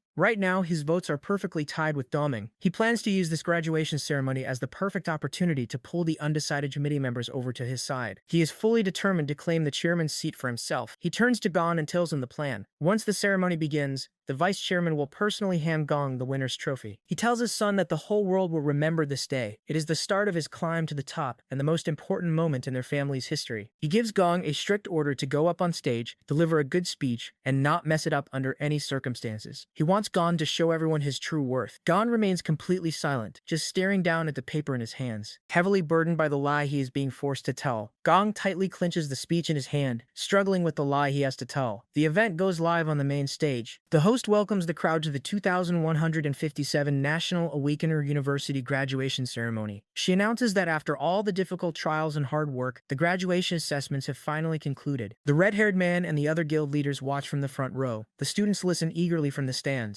Dong sits quietly next to his smiling father, looking completely miserable. The host officially declares that the graduation ceremony has begun. The audience claps as the ceremony gets underway. Dong sits in the crowd looking tense. High up in the stands, Xichen sits by himself with his arms crossed, quietly watching the event unfold. On the main stage, the host announces that it's time for the moment everyone has been waiting for. She pulls the cloth off a golden trophy, ready to crown the ultimate winner of this year's final assessment. To present the award, she introduces the vice president of the World Guild Federation. The red-haired man from the front row stands up. His name is Carl Cavendish. The host announces that Vice President Carl will personally reveal this year's winner and present the award. Carl takes the stage to a round of applause. He thanks the Imperial Guild for the invitation, stating it is an honor to witness the country's next generation of talent. He then reveals a secret about the final exam that the public didn't know. The assessment was supposed to take place in a standard D-rank dungeon, but it turned out to be a highly dangerous B-rank dungeon in disguise. The entire auditorium is shocked by the news. Students and guild members start whispering, knowing that even professional teams struggle against B-rank threats. They wonder how anyone managed to survive. Carl holds up an envelope and explains that in the moment of complete hopelessness, one student stepped forward using raw skill and technique. This student achieved the impossible, taking down a monster rank far above their own level. Carl continues his speech, telling the crowd that this student defeated the B-rank boss entirely on his own, and Carl holds up in the stands that didn't take this for long. Up in the stands, Chachan watches quietly, resting his head on his hand without a hint of emotion. Carl declares this student the strongest graduate of his generation and the undisputed winner of the assessment. He finally shouts Gong's name. Golden confetti explodes across the auditorium as the crowd erupts in loud cheers. Gong stands up from his seat and buttons his suit jacket. Despite the massive applause in the spotlight, he remains completely silent and looks miserable, bearing the weight of the lie his father forced on him. Back in the crowd,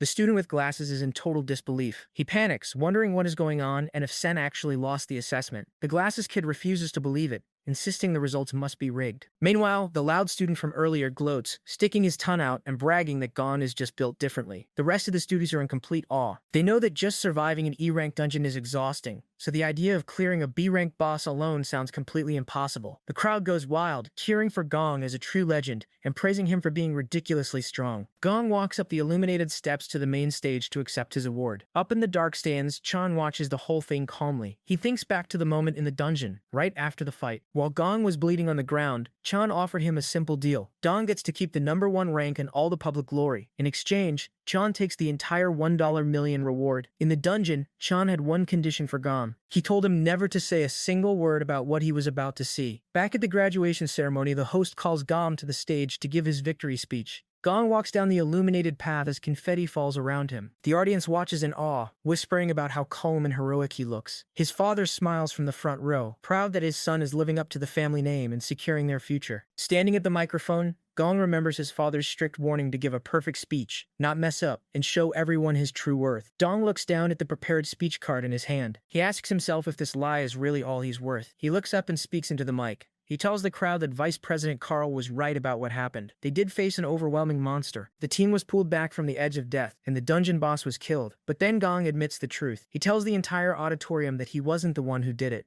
He reveals that the real hero is Si Chen. Gong's confession, it leaves the entire auditorium completely silent. Up in the stands, Si Chen is caught off guard. This was not the deal they agreed on. Vice President Carl, he stands frozen on stage. Down in the front row, Gong's father slams his fist down, furious that his son just ruined his perfect political plan. The students in the crowd are in disbelief. At the microphone, Gong stays calm. He continues his speech, making it clear that he refuses to take credit for someone else's achievement. He wants everyone to know the absolute truth. Si Chen just rubs his face in frustration. He only wanted that $1 million reward so he could quietly clear his debt, but Gong's honesty just dragged him right into the center of the spotlight. Gong, he doesn't hold back. He tells the crowd exactly what happened in the dungeon, describing how Si Chen single-handedly tore through the monsters and saved them all. He stands firm at the microphone and declares that Si Chen is the undisputed #1 of their class. Up in the stands, Si Chen just sighs. So much for keeping a low profile, eh? The entire auditorium breaks into a frenzy of shocked whispers. The students, they can't believe what they're hearing, and Vice President Carl stands completely stunned on stage. But no one is more furious than Gong's father. He sits in the front row, his face completely dark with rage. The veins on his forehead bulge as he grips the wooden armrest of his chair so hard it splinters and cracks under his hand. Unable to contain his anger over his ruined political plan, he abruptly stands up from his seat. Gong stands on the brightly lit stage and grips his prepared speech. Instead of reading it, he rips it in half and tosses the pieces into the air. He decides that the kind of life he wants and the path he chooses to walk are decisions only he gets to make. In the principal's office, the last white bird finally leaves its cage and flies out the open window. The principal watches it go, noting that it finally figured out where it wants to fly. On the stage, Gong looks up into the dark stands and locks eyes with Si Chen. He tells him to listen closely, promising that the next time they meet, he will be the one standing above him. Si Chen just watches him quietly from his seat. In this world, awakened guilds are divided into 5 different levels based on their power and influence. At the very top are the Supreme Guilds, operating out of massive headquarters and holding the most power in the world. Inside the academy, for ordinary graduates, getting into a guild is brutal. A student begs a recruiter offering to do anything, but she rejects him because her guild doesn't take support classes. But for the few who make it into the elite tier, it's a completely different story. An administrator stamps a red card with a lion emblem and hands an employment certificate to a student named Ma Long. He tells him that as a member of the winning team, he is directly accepted into the Imperial Guild. Ma Long cries, shouting that his life goal is complete, and runs out to celebrate with his team. Other students watch in envy, regretting that they didn't team up with Si Chen when they had the chance. Meanwhile, Da Ming,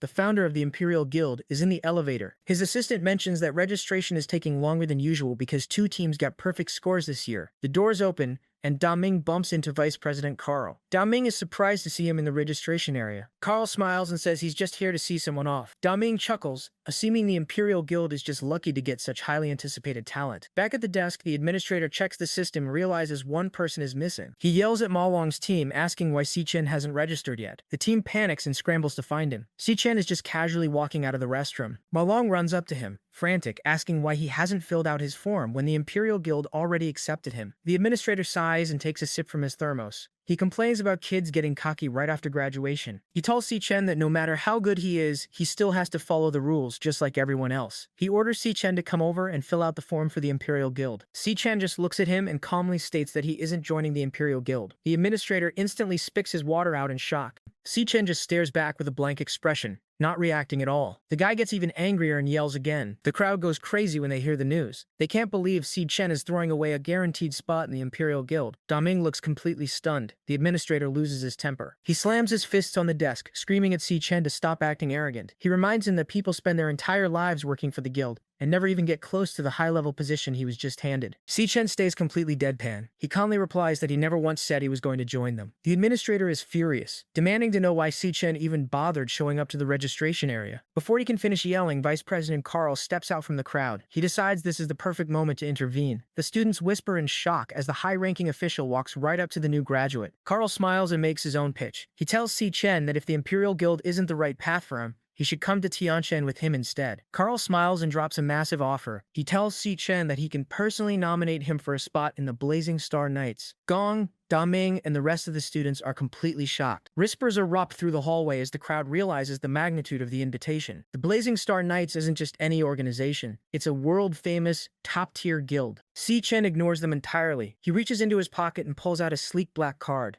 telling Carl that he already has a place to go. Carl looks at the card in silence. The loud students stare in confusion, but the administrator suddenly sprints down the hall, pushing past them to get a closer look. He grabs a black card, his hands visibly shaking as he recognizes the silver insignia. It is an exclusive pass to a top-tier guild. Sweating and completely stunned, the administrator just stares at it. Si-Chen calmly asks if his graduation paperwork can be processed now. The administrator can barely form a sentence, realizing the student he just judged is already tied to one of the most powerful organizations in the world. The administrator scans the black card into the system. The computer screen lights up with a crow emblem, officially confirming Si-Chen's membership. Si-Chen doesn't stick around to explain himself. He turns and walks down the hallway. Along the way, he passes Gong sitting on a bench. Dong glares at him, grinding his teeth in frustration. But Si-Chen just gives him a blank look over his shoulder and keeps walking. Da Ming, Vice President Carl, and the rest of the crowd watch in complete silence as he exits the building. He ignores all the stares and leaves the academy behind. Carl smiles, impressed by the bold rejection. Si-Chen turns his back on the Vice President and the rest of the stunned crowd. He holds up his black card, stating he already found the person he came here for. He walks straight over to Gong, who is sitting quietly nearby. Si-Chen stops in front of him and extends the black card. He calls out Gong's name and asks if he wants to join the Black Pro Guild. Dong looks up, completely caught off guard by the unexpected invitation. About a week ago,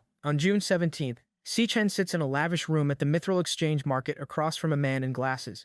Si-Chen tells the man he came to discuss two things. The first is his debt. He asks for one more week to pay it off, explaining that tying for first place left him 500,000 short of his expected payout. He takes a sip of water and moves on to the second, much more important issue. He looks directly at the man and reveals that he actually came from 10 years in the future. He explains that 10 years from now, the world is destroyed by a group of Demon King, and he is the last surviving Awakener from that timeline. He tells the man that the first Demon King to arrive is named Wrath. Wrath started the invasion with a massive shockwave that tore the world to pieces. Si-Chen then explains that during this disaster, a businessman named Xingji stepped forward and donated a special piece of equipment he built himself, an item known as the Calming Stone. Si-Chen explains that the Calming Stone saved countless lives by neutralizing Wrath's waveform attack, buying humanity enough time to fight back. Hearing this, Xingji stands up in complete shock. He confirms that he designed the Calming Stone specifically to defend against wave-type magic, but he is stunned because the device is currently nothing more than a concept in his head. He starts to realize Si-Chen might actually be telling the truth about coming from the future. Si-Chen looks at him and tells Xingji to come work for him. The scene shifts back to the present on June 26th at the Mithril Exchange Market. Xingji tells Si-Chen that his debt is officially paid in full. He opens a display case holding Si-Chen's massive jagged sword, which is emitting a purple aura, and tells him to take his weapon back. Si-Chen agrees. Si-Chen hands over a bag of materials he collected from the dungeon to cover his interest. Xingji opens it and finds a blade arm mantis arm and a purple monster core. He is impressed and tells Si-Chen that the loot is great and he never disappoints. Xingji then asks about Si-Chen's application to the Black Crow Guild. Si-Chen calmly replies that he got rejected. Xingji is surprised and assumes this means Si-Chen's trip to Tianshan will be delayed. Si-Chen corrects him, saying he is actually moving his plans forward. He explains his new 3-step plan to Xingji. First, he will build his own guild from scratch. Second, he will level it up to gain access to higher tier dungeons. Third, he will head to Tianshan and hunt down the specific dungeon where Wrath is hiding. But Si-Chen admits there is one thing he failed to calculate. He looks at Xingji and reveals that Wrath might already be active in this world. Xingji is completely shocked by the news. Xingji slides a small MP3 player across the desk. The device emits a visible wavy aura. He asks Si-Chen if this will help, explaining that it plays a pop song written by a friend, but he specifically encoded it with beta frequency waves. He tells Si-Chen that this is the most effective defense he can make right now. Si-Chen looks surprised. He asks Xingji if he really managed to put all of this together in just 1 week. Xingji pushes up his glasses and replies that if the future is truly going to be destroyed like Si-Chen warned him, he had to take it seriously. Xingji explains how he plans to distribute the counter-frequency. He contacted a superstar named Michael Bruno, who will perfect the track and release it as his new lead single. With his influence in the music industry, the song will spread everywhere within a week. Xingji recalls Si-Chen telling him that these beta waves are the key to suppressing Wrath's alpha wave attack. Pushing up his glasses, Xingji admits that if the future really is facing destruction, then building this defense is the most meaningful work he has ever done. He suddenly remembers he has one more item for Si-Chen. Activating his glowing blue storage ring, Xingji pulls out a high-tech watch. He calls it a Demon King radar, a device he reverse-engineered himself. He explains that if it ever detects the energy of an S-rank demon or higher, it will immediately trigger an alarm and lock onto the exact location. Xingji pushes up his glasses with a frustrated sigh. He admits that he wishes he could become an Awakener too, believing he could make a real difference in the fight, but he knows he doesn't have the power. Si-Chen looks at him and tells him he has already done more than enough. He tells Xingji to leave the rest of the work to him. Internally, Si-Chen thinks about the threat ahead. Wrath is the first Demon King to appear, and the information he has about the monster is still far from enough. He just hopes nothing else goes wrong from here on out. At 8:30 p.m., heavy rain falls outside the first hospital of Zhangtian district. Inside a hospital room, Jin Tuol Sin, he's strapped into a straitjacket with bandages wrapped around his head. His mind, it's completely broken. He laughs uncontrollably and barks like a dog, even calling himself a dirty mutt. His father, the hospital director, stands over the bed, just sweating and shaking with anger. Seeing his son reduced to an animal, it just makes him snap. He screams, demanding to know who did this to his boy. He turns to a group of people standing in the shadows of the room. He calls them the top A-rank awakeners in the country and gives them a direct order to find out what happened. He tells them he doesn't care about the consequences or the methods they use. He just wants the person responsible found and made to pay. One of the assassins, a pale man holding an umbrella with a glowing purple handle, he smiles. He accepts the order and promises to bring the target's head back before the day is over. The pale assassin pulls a glowing purple blade from his umbrella, accepting the job. Suddenly, the entire hospital room starts to shake. The tremor catches everyone off guard. Before they can even react, a massive pressure fills the air. The hospital director is completely overwhelmed. He drops to his hands and knees and just vomits on the floor. The A-rank assassins feel the crushing weight just as much. The large man with an eye patch struggles to breathe, noting how heavy the air has become. The pale assassin grips his weapon and warns the group that there is something incredibly strong right outside their door. Out in the red-lit hallway, heavy footsteps echo. A dark, herd silhouette walks straight toward their room. The female assassin readies her glowing blue claws, and the man beside her aims his guns at the closed door. They listen as the heavy footsteps stop right outside. The door swings open, and a large clawed foot steps into the room. A tall, horned silhouette stands in the doorway under the red emergency light. The assassins freeze as they get a clear look at the monster's glowing red eyes and jagged teeth. The creature chuckles and says it looks like it's finally time to eat. A system text appears, identifying the monster as, in this world,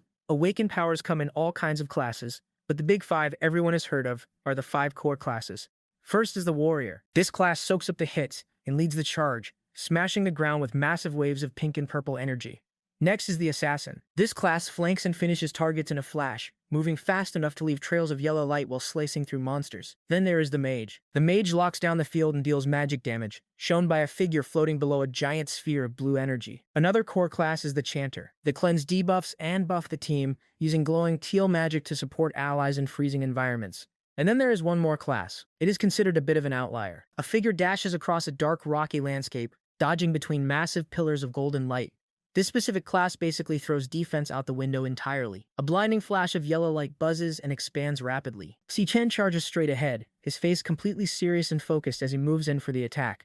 A massive fiery explosion detonates on impact, blasting red-hot rocks into the air as a voice screams out from the blast radius. The massive explosion clears, and Si-Chen crouches on a rocky ledge as large chunks of debris crash down around him. This class throws defense out the window entirely in exchange for having the single most insane attack power of any class out there. He stands up and looks over his shoulder through the floating embers. He is currently dealing with the Floor 2 Overlord of the Dreadspire. Standing at the edge of the cliff, he watches multiple glowing yellow energy beams shoot past him from a distance. This boss's class type is an archer. Suddenly, Si-Chen leaps high into the air, narrowly dodging another massive yellow energy beam that snaps into the rock wall right below him. He lands smoothly on a jagged rock outcropping next to a river of lava. He quickly calculates the trajectory of the last shot and figures the enemy must be firing from somewhere right around his current area. Staying low behind the rocks, he realizes that while the thing's ranged attacks hit like a truck, it is forced to hide and recharge for a while after every single shot. He scans the empty volcanic terrain in front of him, knowing he has to find its exact location before the next shot comes.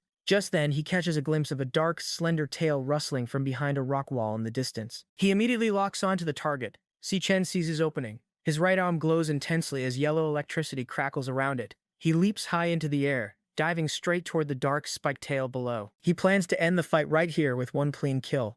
He strikes his target perfectly, severing a large chunk of the tail which glows bright orange from the heat of the attack. But right as he lands the hit, a blinding flash of light erupts from behind the nearby rocks. Si-Chen realizes he fell for a trap and curses. A massive explosion detonates at point-blank range, completely engulfing him in a sphere of white-hot energy.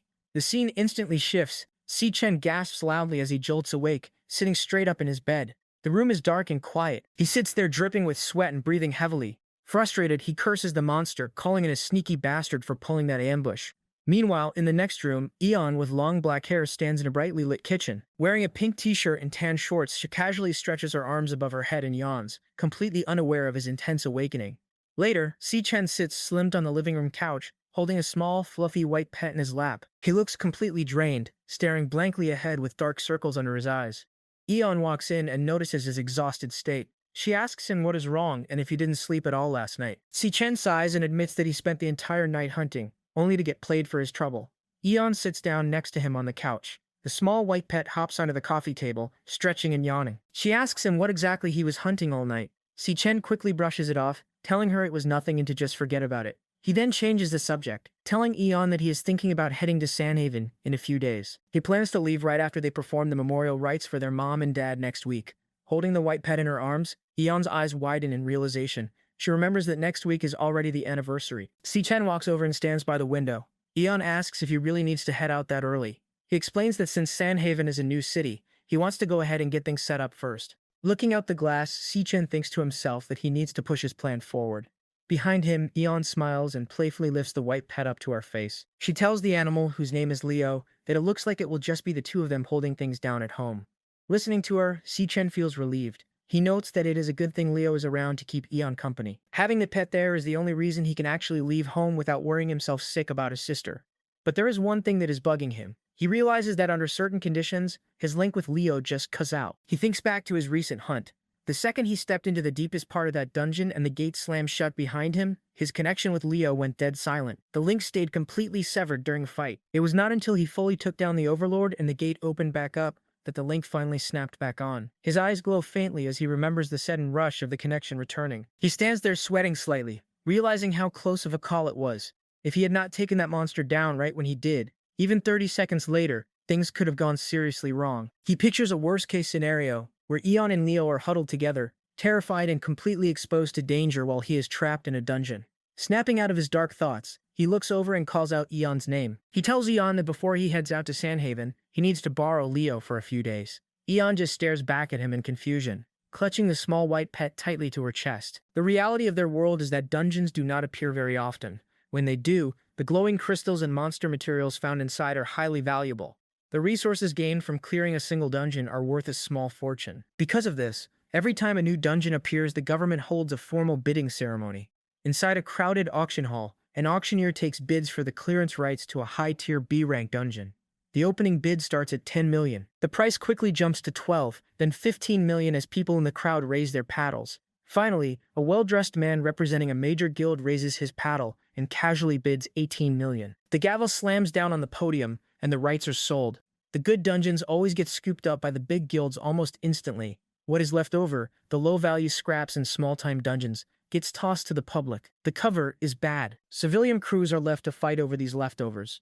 In a dimly lit room, a civilian crew is dealing with this exact problem. A man with goggles sits at a desk smoking a cigarette, reviewing some paperwork. A large combat knife is stuck in the table right in front of him. He complains about putting in so much hustle just to secure one lousy D-rank dungeon. A woman standing behind him wearing sunglasses and holding a baseball bat tells him to stop complaining. She reminds him that anything decent is gone before it even reaches the public board, and tells him to be grateful since they haven't had any work in months. The man sighs, leans back in his chair, and tells her to go find one more body to round out their team. He asks if she knows the drill. The woman walks out of the room with her bat resting on her shoulder, assuring him that she has it memorized. Outside, the woman with the baseball bat shouts to the crowd, advertising a D-rank dungeon run and looking for one more warrior to join her team. By government rule, every dungeon run requires a minimum of 2 awakeners. Because of this, the awakener talent market became the go-to spot for unaffiliated fighters who never made it into a real guild. It is the only place for them to team up, grind levels, and scrape by. An older balding man approaches the woman, sweating nervously. He hands her a paper identifying him as an E-rank chanter. Eagerly, he explains that he can heat up his teammates' weapons and boost their attack power. The woman instantly rejects him. She shoos him away, shouting that she specifically asked for a warrior and has no use for a weak support class.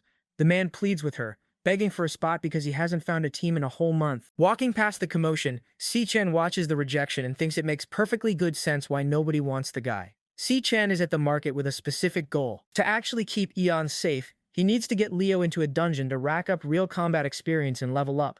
Right now, his own group, Black Raven, consists only of him, meaning he has no dungeon clearance rights of his own. On top of that, his personal Dreamspire is still way too dangerous for Leo to enter. Because of this, the public market is his only shot at finding a team for now. Wearing a black hoodie and glasses to hide his face, he walks through the crowd carrying Leo in a front harness. Leo is also wearing a small blue hoodie. Si Chen looks down and asks the pet if he is ready, and Leo gives a small, confident bark. For this run, Si Chen is operating under a fake identity, presenting himself to the market as an E-rank stellar tamer named Ashton Lee. Si Chen hands his resume to a man in a blue polo shirt, who is recruiting for a team. The man looks down at the paper, reading the name Ashton Lee, and noting that the class is an E-rank stellar tamer. He looks up in surprise and remarks that it's a rare class. He admits he didn't even know taming was still a thing. The man then explains the flaw of the class, pointing out that a tamer's contracted beast makes up nearly all of their fighting strength. He leans in close, pointing a finger directly at Leo. He calls the pet a mangy little dirt cat, saying it looks like it would wet itself the second it smelled the dungeon.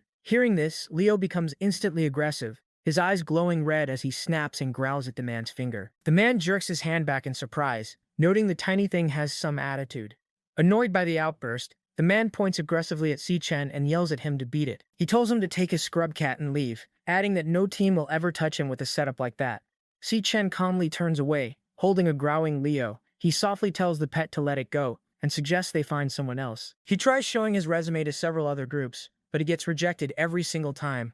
A muscular man with a bandana tells him they want real fighters who can take hits, not some overgrown rat. Another recruiter, heavily armed and wearing a pink hat, simply tells him to get out of there and calls him a scrub. A large, bald, monk-like man refuses him for a different reason, stating that every creature has a soul and he cannot stomach sending one to fight for him, concluding that they are just not compatible and politely asking Si-Chen to leave. Si-Chen continues walking through the market, getting hit with a barrage of rejections from every team he approaches. People tell him his rank is way too low and warn him not to come mooching off their experience points. They yell at him to get lost, complaining that the loot is already tight enough without bringing an extra freeloader. Si-Chen stands alone in an empty alleyway, his head buried in his hand as a deeply offended Leo sits next to him on the ground. Frustrated, he realizes that beast tamers really are considered the bottom of the barrel out here. He stares down at his fake E-rank resume, regretting his choice. He thinks to himself that he should have just lied about his class and smuggled Leo into a dungeon. Suddenly, a woman with bright pink hair tied in a ponytail rushes past him, spotting Leo sitting on the ground.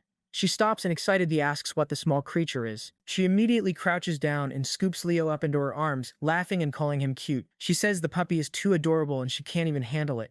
Leo freezes, completely stunned by the sudden interaction. He stares wide-eyed as tears well up in his eyes, terrified by the stranger holding him. He starts to cry and wail loudly, waving his little paws in distress. The woman steps back, surprised, and asks why it's crying. Si-Chen watches calmly and corrects her, explaining that it is not a puppy, but actually a lion beast. The pink-haired girl apologizes, admitting it is her first time seeing a lion beast so tiny, but she still finds it incredibly cute. As Si-Chen cradles the crying Leo, the girl notices the paper in his hand.